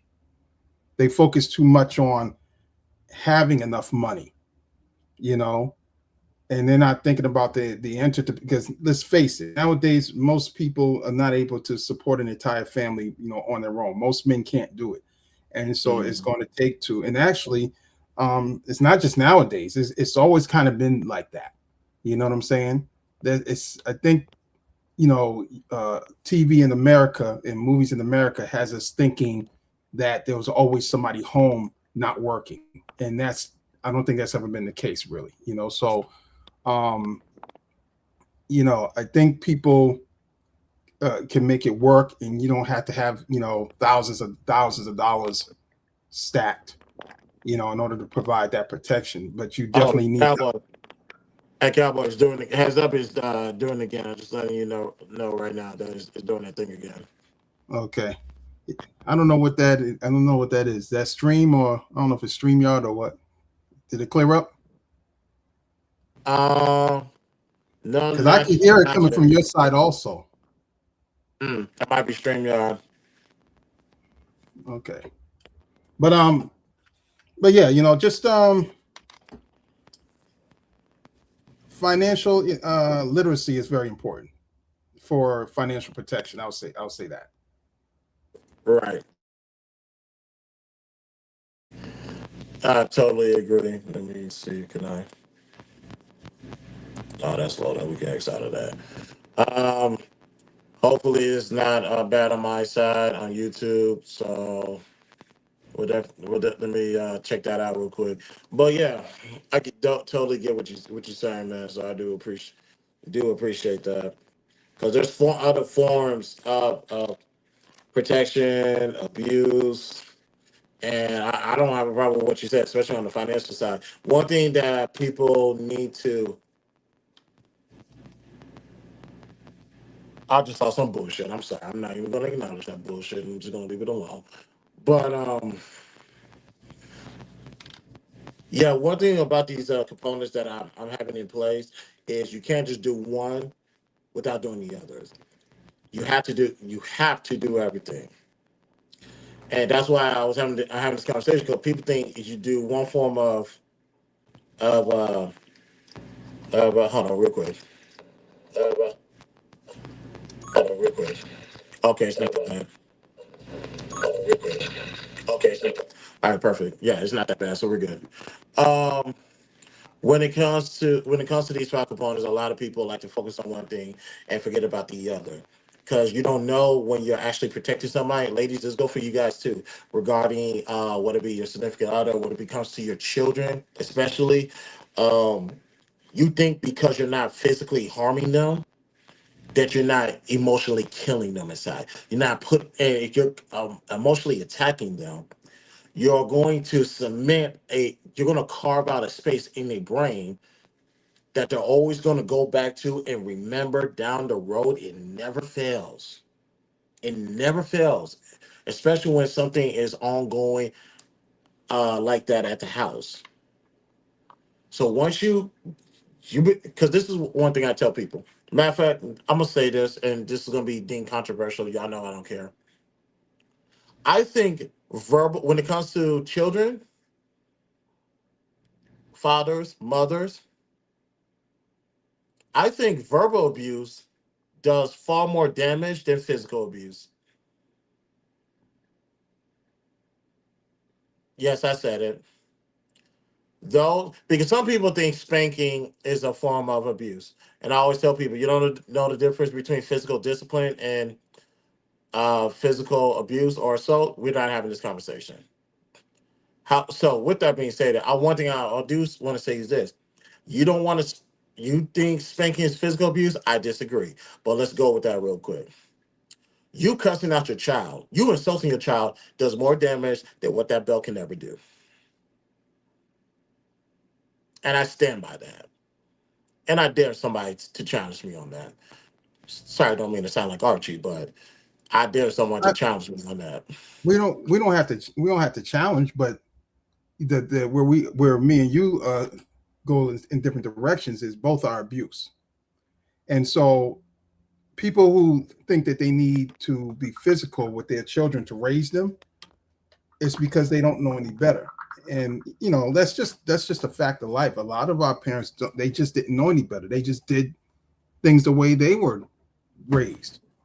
But black people, you know, and even in Native American people, those of you who are more Native American than from the continent, that's not how they raise children. Children are always seen as a blessing. It was the white European man that introduced, corporal punishment, around the world, and now it's become the norm. Now I will say that when children get a certain age, they kind of know better. So if you got a teenage son, that want to try to puff up his chest at you, maybe you gotta take him to the backyard and flip him. See, that one. No, no, no, no, no, no. We ain't I doing didn't that say because I every didn't time say we beat do him that, we give down. mamas a chance to go upside here I, and put kick my chest in. No, no, no. I didn't say beat him down, Chris. I said you just because because You this is know, where mamas want to beat their kids down. They've been waiting for them to get a but little bit but muscle but behind the this. but the interaction between father and son is different because you got two, you got the elder man in the household, and then you got the younger one coming up, and then a lot of guys, they were so afraid of their fathers they just never tried them, but a lot it's not uncommon for sons to try their fathers, and then it's just like, okay, let me show you that I still got it, and so again, you don't bloody them up, you just show them like, hey, this is what it is, you know what I'm saying. um but yeah, the verbal stuff is very dangerous, like you said. You know what I'm saying? Um, because it kind of sticks with you. If a child grows up hearing, you a dummy, what are you doing, stupid, and this, that, like that's gonna have an effect, on how they go forward in life. You know what I'm saying? That's gonna become a major hurdle if that's how they're treated, you know. And so, so you're right about that, I just think both are abuse, but I think that there's a lot of people that surprisingly don't see verbal abuse as abuse, and it is, you know, especially when you're dealing with young children. Absolutely, I totally agree with the verbal abuse. Now, as far as spankings, that is that the first option? Obviously not. There's so many things that you can that's going to lead up to physical discipline. Even with my son, that whole talking thing, it's cool at first, but if it's a repeated behavior, it's like, all right, you left me with no other option now. So, ironically, things get done when the bell comes out. But also keep in mind that had to be in combination with that conversations leading up to it, during and after it. So that's why I always say I know the difference between physical discipline and physical abuse. But I can also say that, ladies, here's something that we can prove for the most part. When it comes to these scars, ladies and gentlemen, that these physicals, disciplines, or what? Well, let me say this, because some kids were physically abused. So let me not act like that didn't happen, because that'll be irresponsible. But when it comes to the actual discipline part, those healed up. That thing that your mama called you still hurts, don't it? That thing that your daddy said, that was very disrespectful and it bothers you. All of that stuff still hurts to this day, for some people. And I understand. That's why I said I could prove that your verbal abuse does far more damage than your physical abuse. Because verbal abuse, because the verbal abuse, the name calling, that affects your mental, that affects your emotional, and it can also compromise the spiritual as well. So that's why I always let people know the five components. There's five components that can protect you. There's also five components of abuse as well. And I always tell people, do not, when it comes to protection, do not ignore not one step. That's my take on that. To the stage, Lolita, are you there? I should. And Lolita's a worker, a hard worker, so I understand she probably just here to support me. This is why I love her. Case like Cass, Diabolical. What's you guys take on the conversation that y'all heard? Hey, I'm here. I've been in and out, but I heard the, like, what was it? The mental stability and financial stability. Like, those were the things that you were saying were the five components of the protection, right? Mm-hmm. Yep. Physical, mental, emotional, spiritual, and financial. Yeah. I definitely agree because I think you know how they say be very specific when you make your list or your prayer or whatever it is you believe in to manifest your partner. There's been times in the past where I wouldn't look at all of those categories. You're just like, make sure he fine, make sure he got some money, and then you like, but he don't protect me mentally, but you know what I mean. So I do think it's important to highlight it because there's definitely been times in my dating world where I have not taken into account all of those. I've only maybe two at a time, and I'm like, damn, and wondering why the relationship don't work out. Nah, I get it. And also that can also be a good practice for choosing a mate. Can and women, this fellas, this goes for y'all too. Finding somebody that can protect you physically, mentally, emotionally, spiritually, financially. Now, some people gonna say, how can a woman protect a man financially? I can think of a million one reasons, respectfully. If she's an accountant, That's the ultimate protection. You good money right there. She ain't gonna bother your money. That's how. Even though black women spend a lot, sometimes the woman might be more financially literate or even more of a saver than the man. So she could help him out too. Maybe, yeah, maybe. that's why I said an accountant. Not I wasn't Yeah, saying it because she's instantly making a lot of money, but because she might have a degree in accounting and not use it in the workforce, but she knows how to move money around. And so now she's like, yeah, you don't want to do that because your taxes are going to be jacked up, and this is how you want to position yourself. So, yeah, if she's financially literate, then she can protect the money. that's right.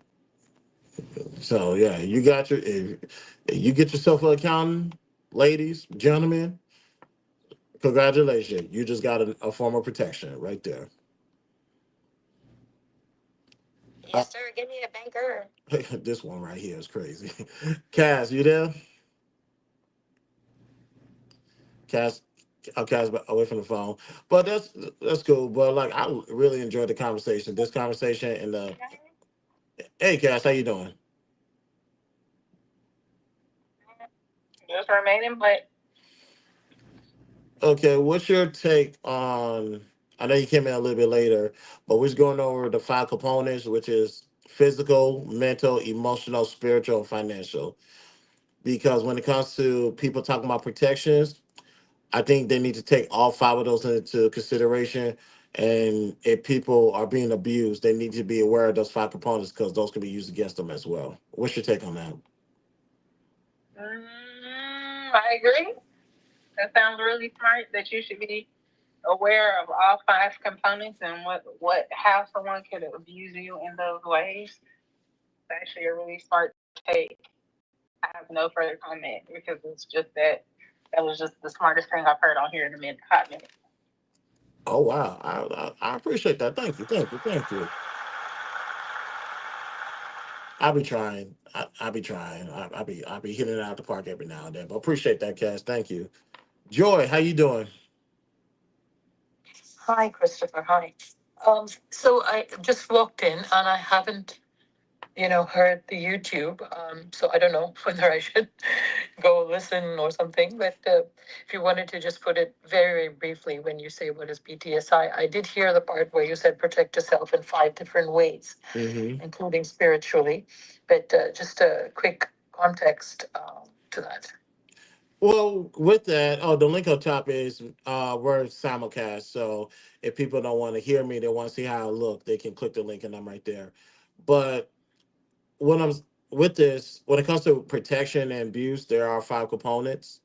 I do believe, listen, on the abuse side, I do believe you can be physically abused, obviously, also mentally, emotionally, spiritually, and financially, you can be abused. However, so when it comes to protection, you can also use those as well.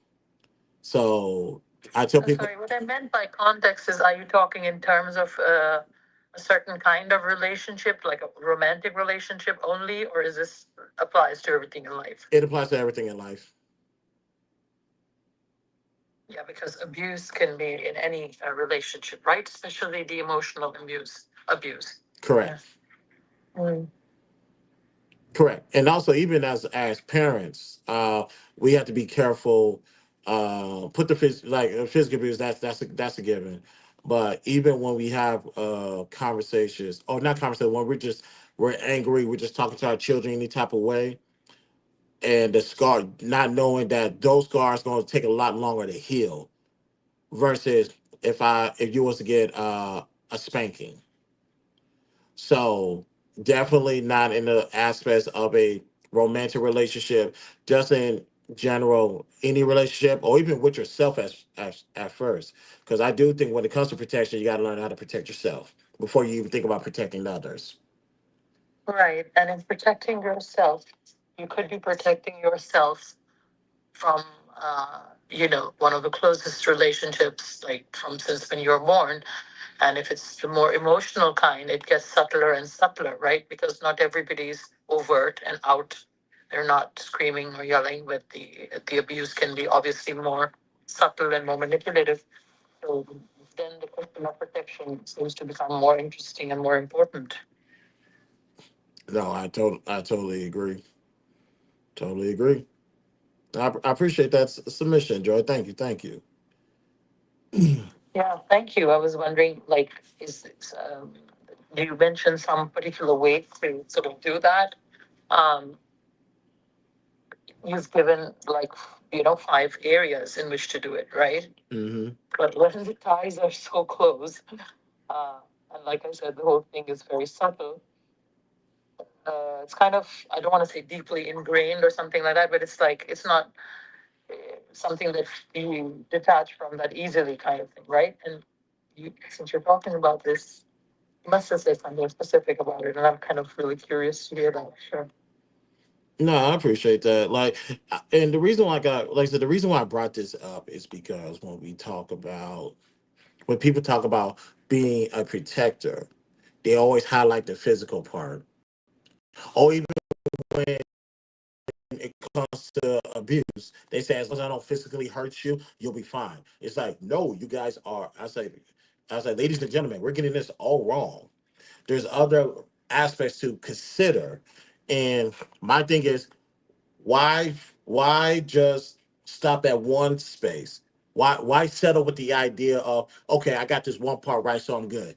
No, there's more. Why not unlock potentials that you didn't think was there? So instead of being stagnant, be greater than what you are. So let me see other ways to mentally protect myself. How not to affect emotionally compromise my well-being. And as far as spiritual, what is your religious, your spiritual beliefs, your foundation? Get in tune with that. And obviously, as adults, financial, being financial. Oh, I forgot. I just had a brain fart. What does it say? Freedom. Financial freedom. Yeah, financially literate. If there's a way to financially to protect yourself. And one thing I highlight is every dollar needs to be working for you. Every dollar has a job already in your household. How your bills are around. What aspirations do you have in the future, especially depending on what nation that you're in, how the economy is, how you're going to protect yourself. And one thing I always tell people, every dollar you make, take 30 cents and go put it in some type of savings or an investment account, which is one thing I always tell people. That's another form of protection. Every dollar has a job to do. Make sure it gets to work. So that's one of the things I wanted to highlight. Oh, go ahead, John. I'm sorry. I was just acknowledging. Thank you. Thank you. And y'all, ladies and gentlemen, that is it for the show. Do I want to do? Yeah, well, I'll keep it on the YouTube part, but Clubhouse, we're gonna go ahead and shut down. Dude, Slay, I appreciate you what you did earlier. You're good in my book. You can come back to my room anytime. So thank you for that. I No, appreciate thank you. you for having me. I appreciate being able to explain it. No worries, no worries. Clubhouse, it's been real. I'll see you guys tomorrow. BTSI show, Christopher J. Talk to y'all later. Peace out. All right. And we are still rolling live on YouTube, Facebook, and Twitter. Ladies and gentlemen, this is the BTSI show. I'm your host, Christopher J. Thank you guys for tuning in. My guy Cowboy is still here. We got Yes. one last thing before we go. Now, I don't have a problem with Clarissa Shields. Let me go ahead and get that out the way. Uh-oh. Just get that out the way. I have no problems with her. She is who she is. She talks her shit. I get it. And one thing as a fighter is if you don't believe in yourself, nobody will. But delusion is still a thing. Don't give a damn what anybody says. Clarissa Shields was on Nightcap the other night, and she said this regarding Raleigh Romero. So you saying that if it's money and belts on the line, and I got me a 2 or 3 month camp, you telling me that Rolly gonna knock me out up in what round? Rolly gonna beat you. Yes, yes, Rolly would stop you. Yes, Rolly would stop you. Yes, I believe Rolly would stop you. You are nuts. But I love that for you, because when you don't know boxing, you just don't know boxing that well. And you don't know me that well. But I will say this, I've never went inside the ring with anybody and been just... So can I ask you a question, Clarissa? On my chin, hit me right in the... Come on now. Did you not see the defense and the offense in my last fight? Can I ask you a question, Clarissa? Can you answer the question? Did you not see the offense and defense? That was against Franchon. This is Rolly, a 3-division champ.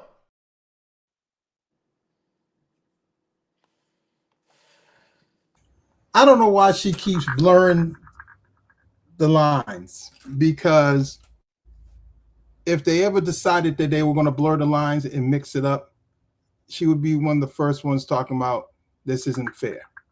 You know, it's very dangerous for a woman to step into any kind of situation where she had, even volleyball. I mean, a woman got spiked in her face, you know, by a transgender athlete, and that pretty much ended her career. You know, we are way too strong, you know, for her to, I mean, if she wants to troll or whatever, man. But I mean, you know, or she wants to make the point of I'm a better technical boxer. But the idea that she's going to step in the ring and beat a man, like, she's not going to beat the average man. And that was something that, you know, that I actually learned from female fighters. You know, like a lot of female fighters, martial artists and such, they will not try to fight a man outside of them training, because they train with men, but they wouldn't try to step to the average man. Like they're like, the only reason I would do that is if, you know, it was a life or death situation, you know what I'm saying? Life or limb or whatever. But they know the difference between their strength and a man's strength, and their speed and a man's speed. Like an average, like 50, 60-year-old man could beat Clarissa. You understand what I'm saying? Just because he's a man. That's the difference between men and women. So I don't know what, I've never even seen the Rolly fight, and I don't have to. Well, so, but wait, Cowboy. There's more. Clarissa, even if he walks around at 180, and he walks around, let's just say for the sake of argument, if he's making weight at 147, I'm saying he's probably walking around at 160, 165. I'm going to be generous and say he's stripping between 15 and 20 pounds off. Even at 155, 165, his body still produces more testosterone as yours. Nobody ever said I was stronger than Rolly. I never said that. You said that. I am telling you off of pure boxing. Look, Deontay Wilder have 41 knockouts. He getting there with a pure boxer like Tyson Fury and lose. This is men to men, but I am telling you, skill to skill, skill to skill. You are not looking at skill to skill, man. You're just not, because you can't, because you too macho. But that's you looking at Rolly, you looking at Rolly like he's.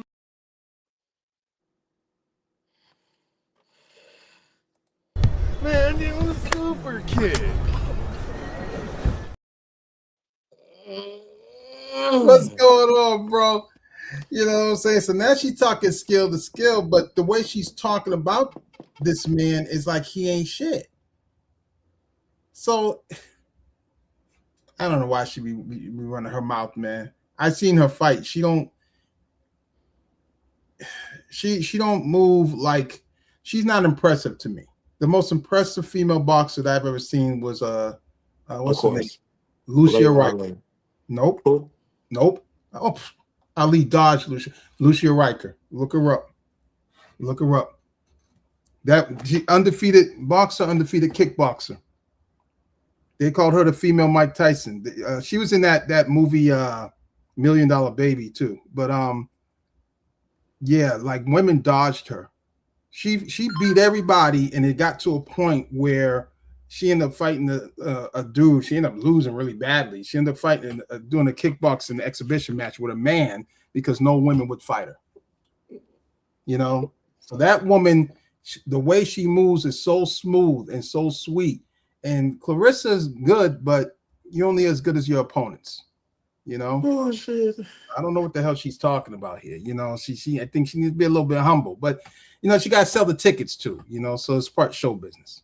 Oh my God, Jackie Bears thought she was talking about Rolly from Bad Girls Club. That is hilarious. Oh wow.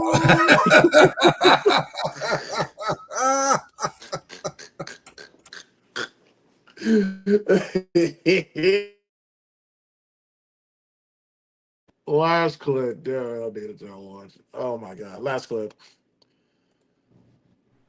I am telling you that Rolly is skilled. He's not better skilled than me. And Ocho even just told you that. Ocho just told you that. So I'm gonna ask Ocho. Ocho just told you that. So he's not as skilled as Clarissa. Do you believe Clarissa can beat him in a fight, in a sanctioned fight, a 12-round fight with 10-ounce gloves? Do you believe Clarissa could beat him? That's what I explained in my first when I first said it. Are you going to be able to protect yourself in a 10-round fight and not get caught in exchanges? All you gotta do is tuck your chin and keep your fucking hands up. What are we talking? I'm finna go in there. Oh, I'm finna go power for power with Rolly. Man, come on. You seen the jab in the fight. You seen the head movement. You seen the body work. And anybody that know when you fight against somebody that's strong, you hit them where? The body. I'm going to Rolly's body early. Where do you think he's going to hit you? Let me ask you a question. Where do you think he's going to hit you? Everybody gets hit. I want to fight you just on general principle. And I can beat you. Because I would kick your ass in front of everybody. And that's how much I do not believe in you. I see this, and then you talk, and I'm like, get the out of my ring.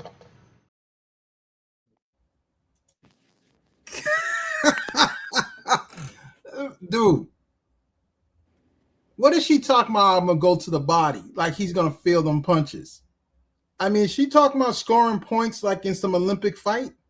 Which would make more, which almost makes sense. Like that's the only way you can actually win the fight is through point systems. That's the only thing that will make sense.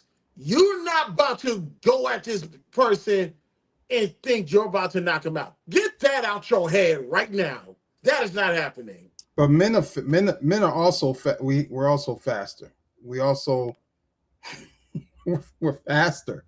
So how are you going to score the points and he's lighting you up? I don't get it. Like, you know what I'm saying? Like, I don't know where she's coming from. Like, maybe she's talking about if you took her skill set and loaded it into a computer and took his skill set and loaded it into a computer and let the simulation just handle the skill sets.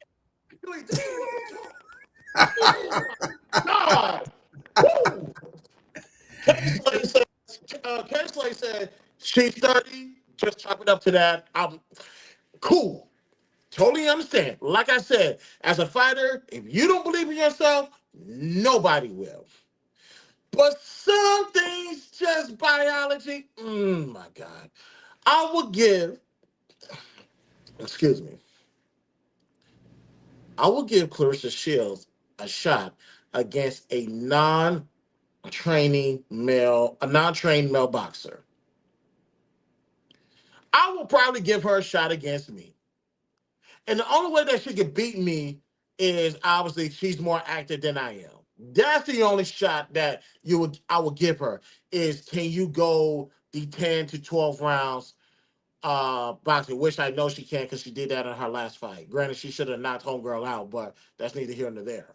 So That's the only way I can give her a shot against a non-trained male fighter. You're going with somebody who is just as active as you, if not more. Why would you do that to yourself? Especially if you're talking about somebody that's going to weigh between the weights of 140 and 180. It's like, come on, stop it now. And it's like, what weight division, what weight class are you guys going to fight in? I'm gonna calm down. I'm a little bit too Yeah, passionate for this. she want to forget about that Russian nobody who put her on her behind. You know what I'm saying? This is, and listen, 30, dude, that's old. That's old enough to know better. You know what I'm saying? She's not 18 and just coming out with some, you know, atomic blonde movie theater thinking she could beat men. Like, she knows what it is because she trains with men. So I don't know why she says such things, you know, except to, you know, get people excited so she can get paid. You know what I'm saying?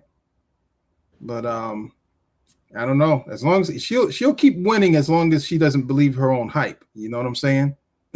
Yeah, that's some of the most insane. Like, she need to be focusing on getting a man that's not already married. What are we doing? They minding their own business. He's minding his own business. He ain't doing nothing wrong. He is chilling. I think Papoose is the winner in all of this. Listen, Papoose running between. Listen, man. If you got to lie that you're going to go over to your ex's place and you're like, oh, I'm going to go visit my mother. Wait, how old is Papoose? Hold on. He a young dude too. Let's see.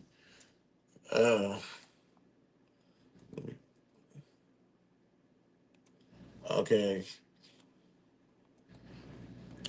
K Slay says she needs to stay out the media. It's messing up her overall look. I get it. I get it because sometimes you just gotta let your hands do the talking. That's what that is. Let's see, Pep. Oh, he's 48. Roses. I didn't know he's that old. Okay, 48. Yeah, okay. So 48, so that's 24. I can't respect it.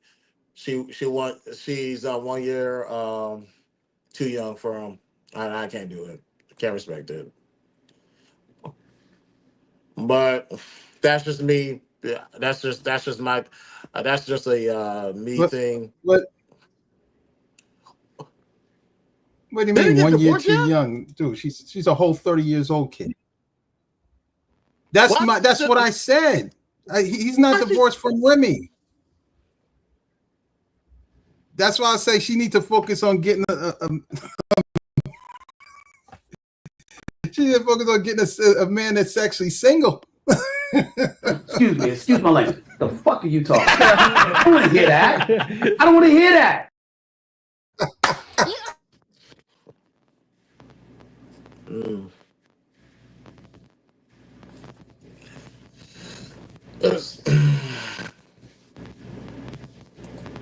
You are stupid. You are stupid. And don't forget, you are stupid. You guys are Chris, you didn't know this? Hell no, I thought they really got the divorce. Oh my God. So there's always the chance that he can end up going back to Remy. Hell no. Listen, we saying hell no, but this dude, listen, and a lot of men you do had it. easy to block Captain all up in her mouth. No, thank you. A lot of men, and like a lot of women don't like to admit this either, but a lot of men stick around even when a woman done cheated. It would be one thing if, because regular folks, we don't know what our exes are doing, and for the most part, we just don't care. But when you talk about some public stuff, man, that's a different type of monster. especially with their little encounter. Like, if I recall correctly, Papoose smacked your board. So yeah, like he has Clarissa, she has Easy to Block Captain, and I don't even know they still together. I'm not even gonna hold you. No, she ain't with Easy. Easy ain't dealing with her no more. Remy just all around messed herself up, man. You know what I'm saying? Because Easy was never trying to be with her like that. But it's not the first time. I mean, she cheated on Papoose with an ex-cellmate. Yep. Oh, so so this isn't even though that's a female, it still happened. And you know what Papoose talked about, it was that to me was the most disrespectful thing because of how she was treating their child when Papoose got to the house and the baby was on the floor and them two were in the bed. And I'm like, that would have been enough for me just to be out of there. You know what I'm saying? But that'll be enough for me to shoot up the house. But Papoose for the win.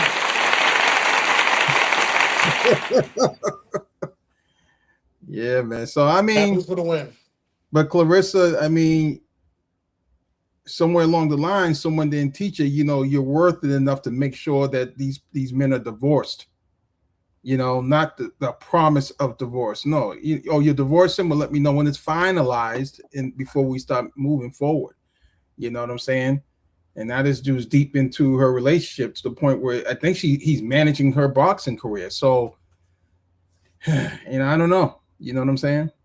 He's managing her boxing career. Allegedly. So, Jesus. Like I said, 30. If you've been walking all over that man for years, why stop?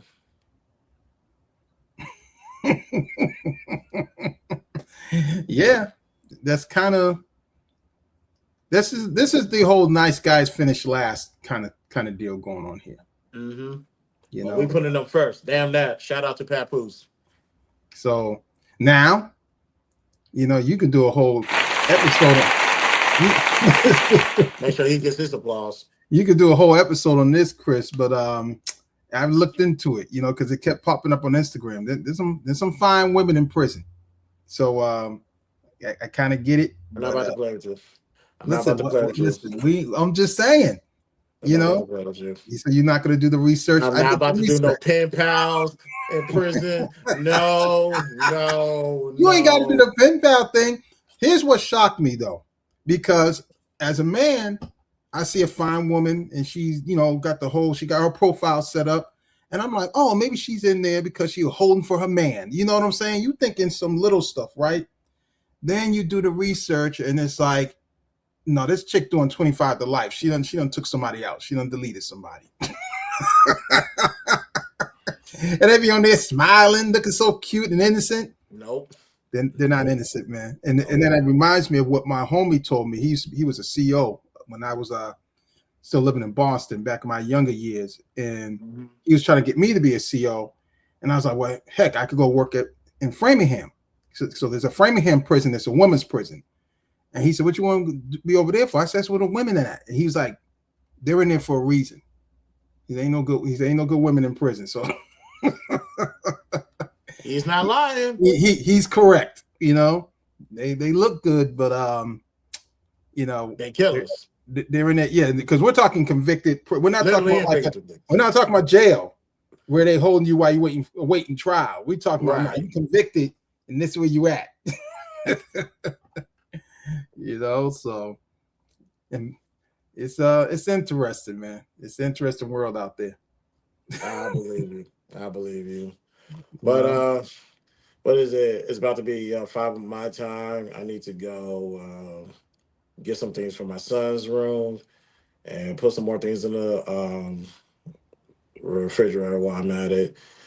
But next time I am off, ladies and gentlemen, it will actually be season 12 premiere.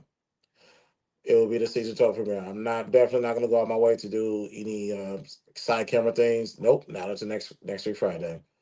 So let's go ahead and get out here. And K-Slay, I appreciate you. Like I said, thank you for having that conversation with me. See, ladies and gentlemen, I'm not opposed to having, like I said, and I put controversial in air quotes because what you guys think is controversial is slow Tuesday in my world. If people has a wild take, I'm willing to listen to it just to hear where they're coming from, can they substantiate and that type of stuff.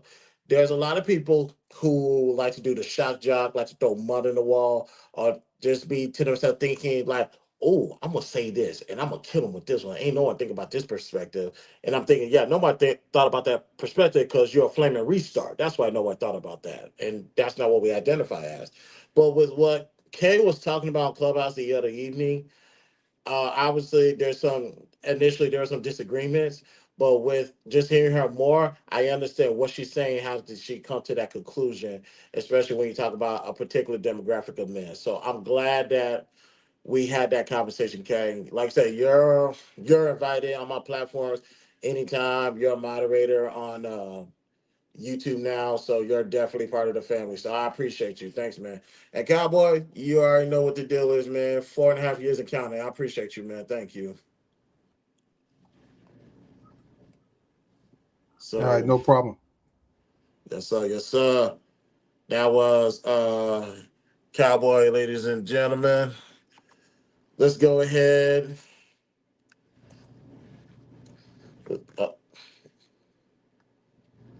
right, let's go ahead and shut it down because, like I said, I got some things to take care of, and I'm seeing Starscream with a weird title, and I'm gonna see. I actually have an idea how this came about, so let me go talk to him about that. It ain't my fault, trust me. It's when you get. I'm not gonna do that. Shout out to my boy Mo. Good people. You, one more contact like this, ladies and gentlemen. If you like the show, hit the like button. Follow and subscribe, share to a friend or two. Follow me on all social links are located in the description. We're on our way to 1,000 subscribers. Where we sitting at right now? When it comes to y'all, we are 6 subscribers away. 6 subscribers away from doing the Cash App giveaway episode. Once we get to 1,000 subscribers, Cash App giveaway.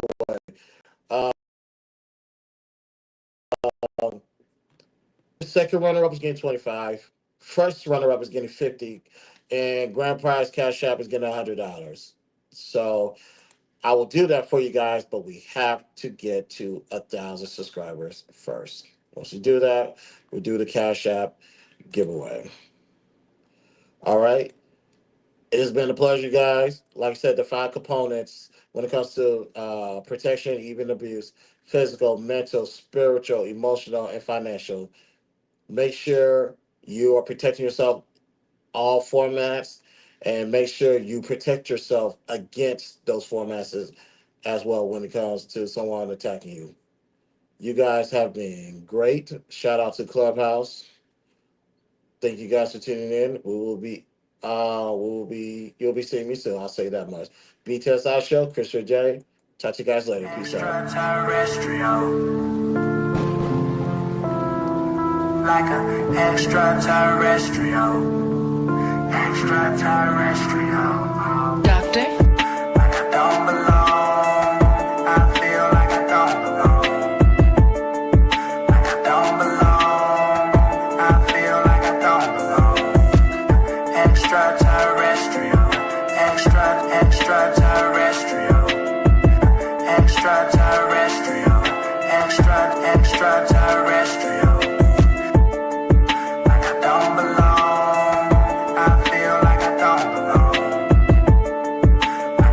belong.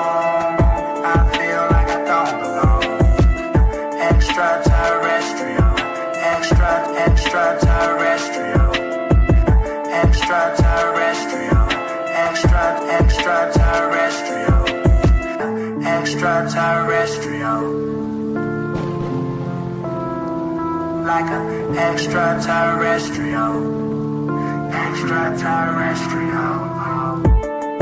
Like I don't belong. I feel like I don't belong.